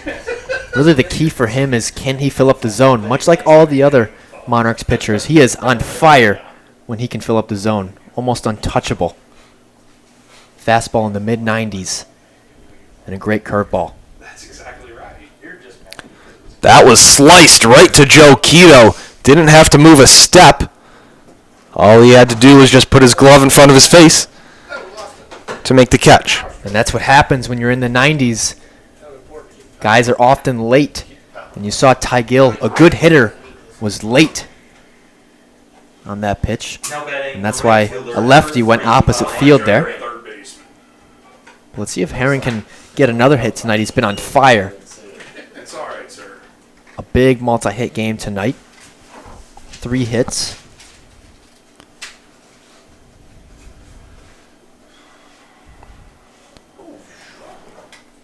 Bryant Herring has to crouch out of the way of the off speed. There is no question. There is no question. Nope, we're not doing that stuff. That stuff hasn't happened since Live Check was around. It's like a pretty good pitch there. Jones shrugs his shoulders, wondering where that was. That was in the 19 what? Live Check coaching in what? Mid 2000s? Mid 2000s. That's about right. He managed for a while, but he was still there in the Locates the zone with that pitch. 2-1. The fastball, Schulte came in. really Jones' bread and butter. It was at least that. I think he managed them was gone He for a was year. gone for a Came year and back. came back. He was. I mean, that looked like a good pitch to me. I mean, For the state, and then Steck Schulte. consistency is key with the calls. He was okay. It wasn't as good as what Check was. Meaning he didn't win as much. Correct. Live Check, he just got 3-1, swung on and missed. Brings the count full. Live Check. 1 out in the top of the 9th. Locos lead the Monarchs 10-6. 13 hits for the visitors, 8 Guys you went to war with. for the home team. For guys that managers that weren't as good as the guys you didn't go to war with. And way back. Pinched him with that pitch. Rips it foul. Count will stay the same. The other day, you're right. Guys that were. Like, we haven't had a problem with fruit. I can't figure out what it would take to be a good modern coach. Because you can't be driven Here's the payoff pitch from Jones. players off with a full on you. It's like, how do you get that balance? Right. Blooped into foul territory down the left field Especially line just before the Locos bullpen. It's just a different world. Yeah, because I'm sure, especially in summer ball, because guys just come. Cause I feel like you can get away with it in a way in college baseball. They said, I found out one of my umpires, some of these umpires were prospect league. They've had Swing and a miss. a 100 Jalen Jones this summer. Ooh, strikes out Bryant Herring. no, I'm sorry. A great job from Jalen Jones. 100 total, 70 players actually. Getting a tough out in Brian Herring, Now batting sending him back to the dugout. 28, DJ Jackson. Assuming we've had much less. One of the nastier pitchers He's had 11 on this Monarchs roster. That's why you see him in the Big Ten. And 2 of them were well, no, we had 3 in one game, and the other one was 2 of them were First pitch ball to DJ Jackson. He walked behavior issues. The guy was last inning. He was the leadoff did it anyway. They got ejected. Hitter in the 8th, walked and ended up scoring. Drama, right? So I'm like, Well, it's no fun when you gotta inject somebody and there's no drama. yeah, there was no drama. Just like, it was more like, 2 outs in the top of the 9th. Jalen Jones comes into this one, replacing Carson Caudill, the 4th Monarch pitcher that Lima has seen tonight, doing his best to keep his squad in the game.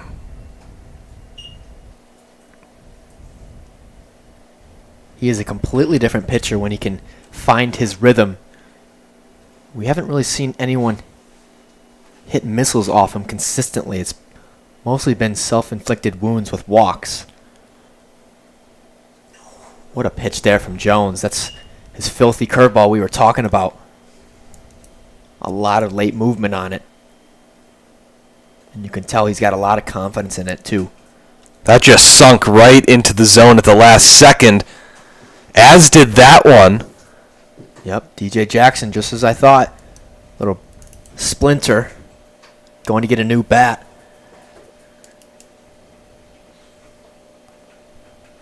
Could maybe do it a little faster.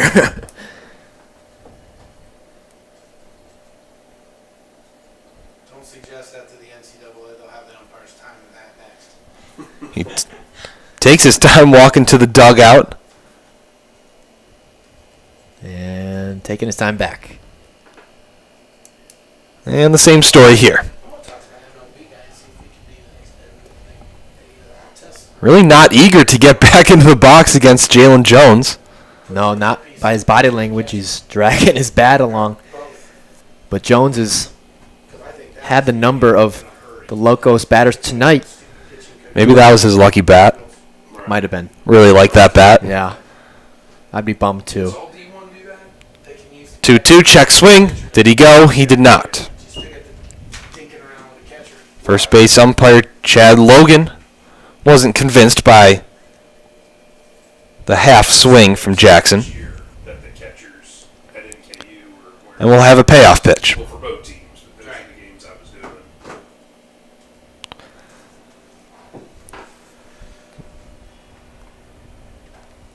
Just through the legs of Francis. Maybe a little foul tip there from DJ Jackson. Staying alive. But Jones doing a good job of keeping his team in this game. At least defensively, so that the offense has a shot. Still down by 4 as the score is 10-6. In the top of the 9th with 2 outs. 3-2. Fouled off again. Pretty pitch at bat is that, sir? DJ Jackson with a lengthy at bat for a guy that did not seem too happy to get back in the box after Jalen Jones sawed him off. But putting up a fight and draws a walk. That's a good at-bat from DJ Jackson. A quality at-bat.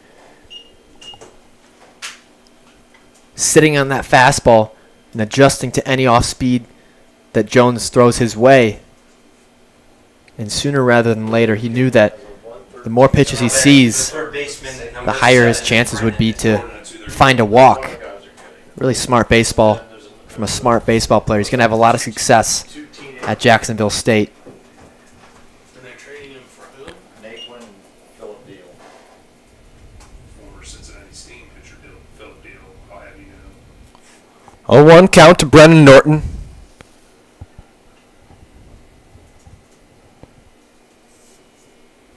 They were never gonna Make it 0-2. The fastball brought him to a knee.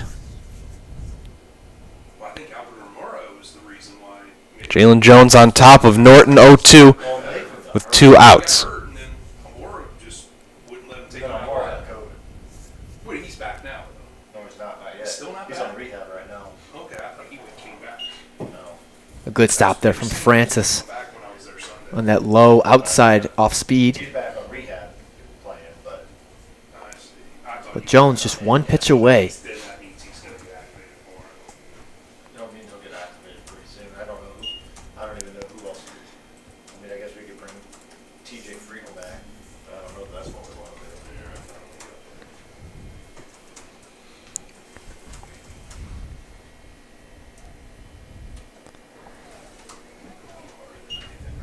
Second strikeout of the inning gets Brennan Norton looking.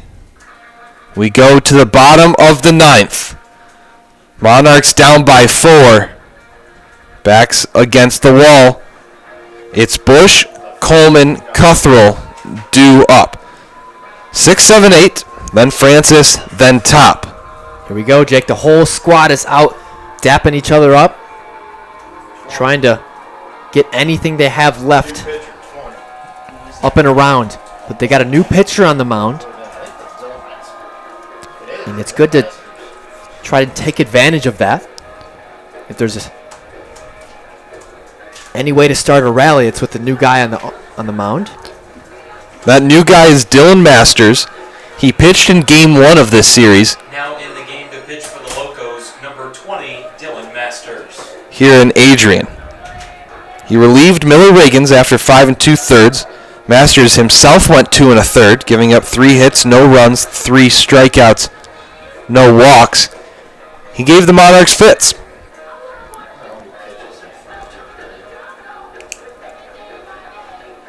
Now, if you're the Monarchs, you got to be aggressive, but not too aggressive. You want to be controlled. You want to have a sense of discipline and understand that it's not all about you. You have to really hand it to the next guy. You got 4 runs to come back. You can't make it all up in one swing. You got to chip away one at a time. So you have to be smart on the bases, have to take good pitches, and take advantage of the pitches that are strikes in the zone. But Brown, it starts with him. He's had a 2-run shot earlier. He knows he has what it takes.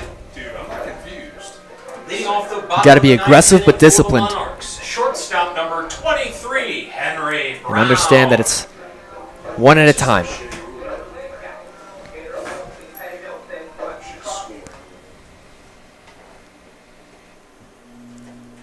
Ball outside, starts Henry Brown's at-bat. It's his second one of the game. Pinch hit in the 7th for Sam Bush. And everybody knows what he did there. That was a breath of fresh air, some new life for this team. But then 2 more runs on the board for the Locos in the top half of the 8th. An immediate answer brought the lead back to 4. That's 2 good pitches right there from Dylan Masters. Back-to-back off speed. Fooling Henry Brown. Getting him chasing on the front foot. It's nice stuff. I know at first everybody thought they should go on. Swing and a miss. One down in the bottom of the 9th. And he goes right back to that fastball. A nice job from Masters mixing up the speeds. A high 80s fastball Now batting the and a third 70s baseman, changeup or number 3, curveball. Camden A big Coleman. difference right there. That's not easy to adjust. And look at that. He's already ready to go on the mound. Even before Camden was in the box. Some inside cheese to Camden Coleman. You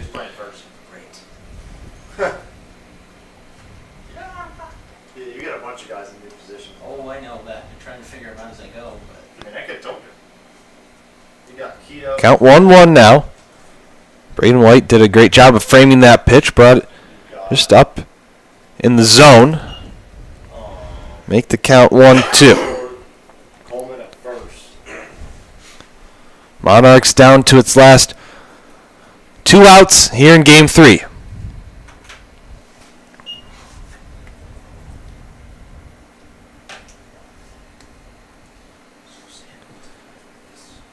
the look should be the home bar right there. 100%. Making sure. Fouled off over the netting. Tweet up Folsom. Keeps Coleman alive. 2-2 count. 1 out. Bottom 9. Dylan Masters coming in for Caden Klein Today is Thursday. to shut the door. He'll have to wait perhaps a little longer. Camden Coleman finds a hole through the right side, and he's on with a single. Got to start somewhere. A nice piece of hitting from Camden Coleman. Pitch was up and away, and he took it to the right-hand side. Some good fight, some good late Now batting fight the from second the Monarchs. baseman, Not number going away 17, easy. Sendon Cuthrell. And let's see if Cuthrell can piece together a little bit of magic to extend this game. Still down by 4.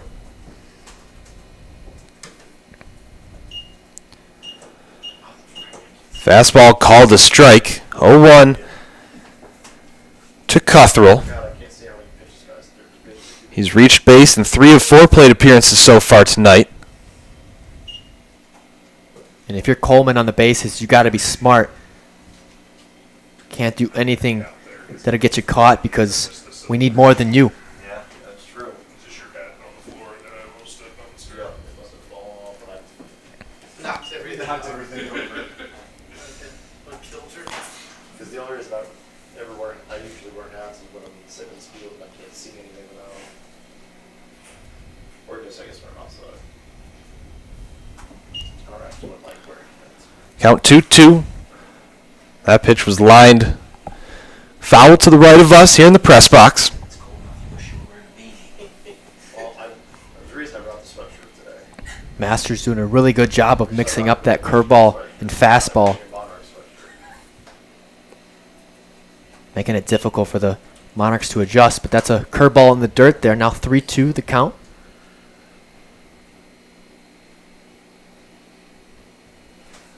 Base hit, ball 4 is the mindset here for Sandon Cuthrell. And it's ball 4. Just like that, another little piece of the puzzle. Ian Francis has a chance to make things more interesting with Reese Longstaff Now on batting the deck. catcher, number 8, Ian But Ian Francis needs to put together a quality at bat. Don't try and do too much. Stay within yourself and hit it hard. That's really all you can ask for. Oh, yeah. I could care less. Sees a strike go by. Ian Francis did a great job of handing it over to Reese Longstaff. His last at-bat drew a walk in the 7th.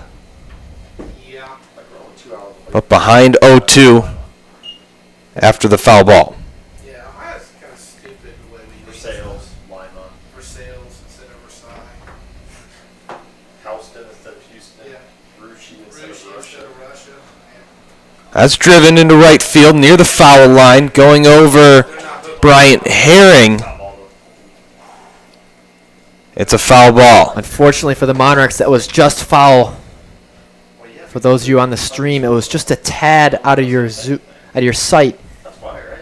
Herring was running to the right, and he dropped that ball. It landed a few feet right of the right field line. Hashtag ask teachers to do everything. Just a little bit foul. It would have been huge for the Monarchs to advance the runners. True. Make us do everything. We're their mental health provider. But a big at-bat, once again, from Francis. 0-2 chased on for the second out. Yeah, Francis upset with himself. He knew that was way outside, but things come down to the North Division Player of the Year, the man from Melbourne, Australia. Not going away easy. Fielder number 5, Reese One of the more competitive guys in this entire league. This guy's got a lot of juice.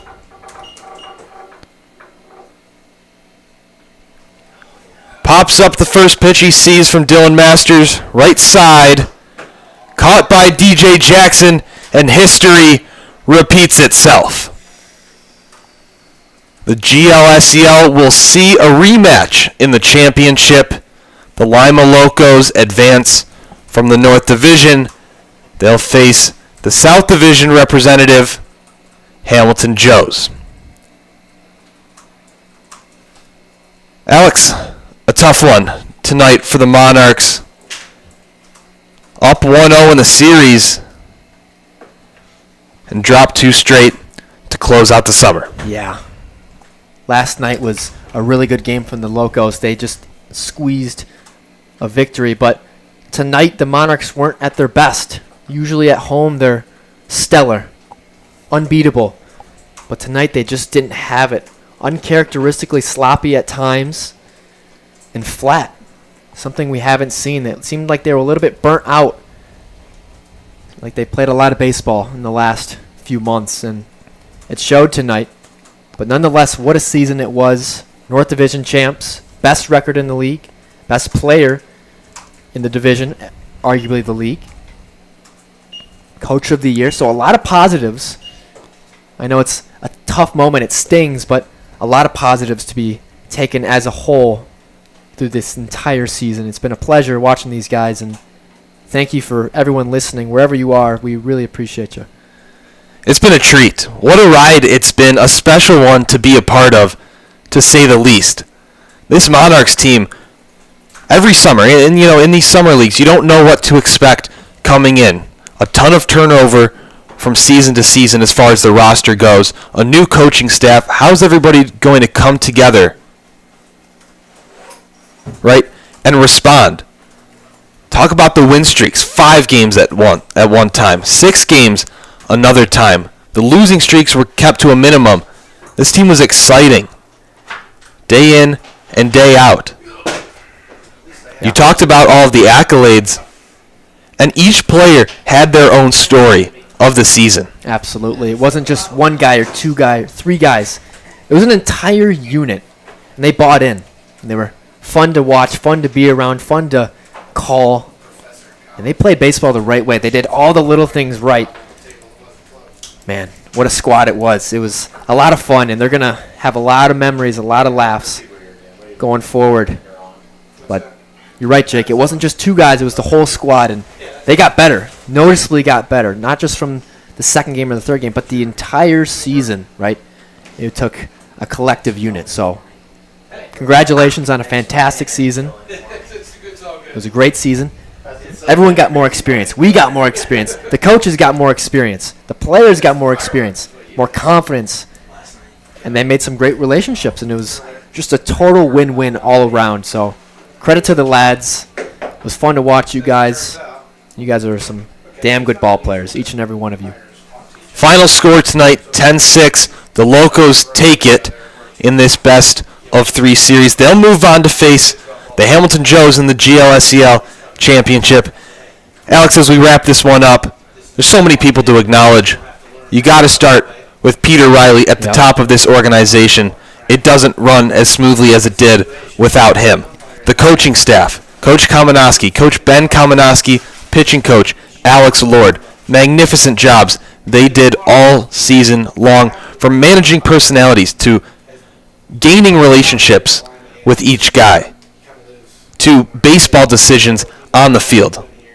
Yeah, there's an overwhelming amount of positives to be taken as a whole. Peter Riley did everything he could to make this as successful as he possibly could. Ben Kamenowski, only 24 years of age, Coach of the Year. How about that? Alex Lord, 23, excellent pitching coach, helped tremendously throughout the year in the bullpen as well on the mound. And Reese Longstaff, Player of the Year. In my opinion, best player in the league, the fastest player in the league, the best bat in the league.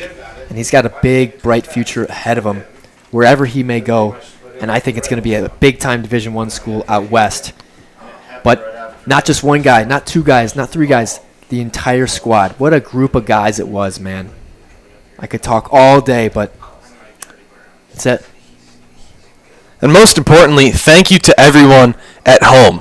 Wherever you tuned in from, near and far, thank you so much for your support all season long. It was an absolute pleasure to bring this Monarchs team to life wherever you may be tuning in from. For the last time this season, for Alex Maxwell, I'm Jake Gorwitz. It's been a treat. Thanks so much for everything, and we hope to see you in the future.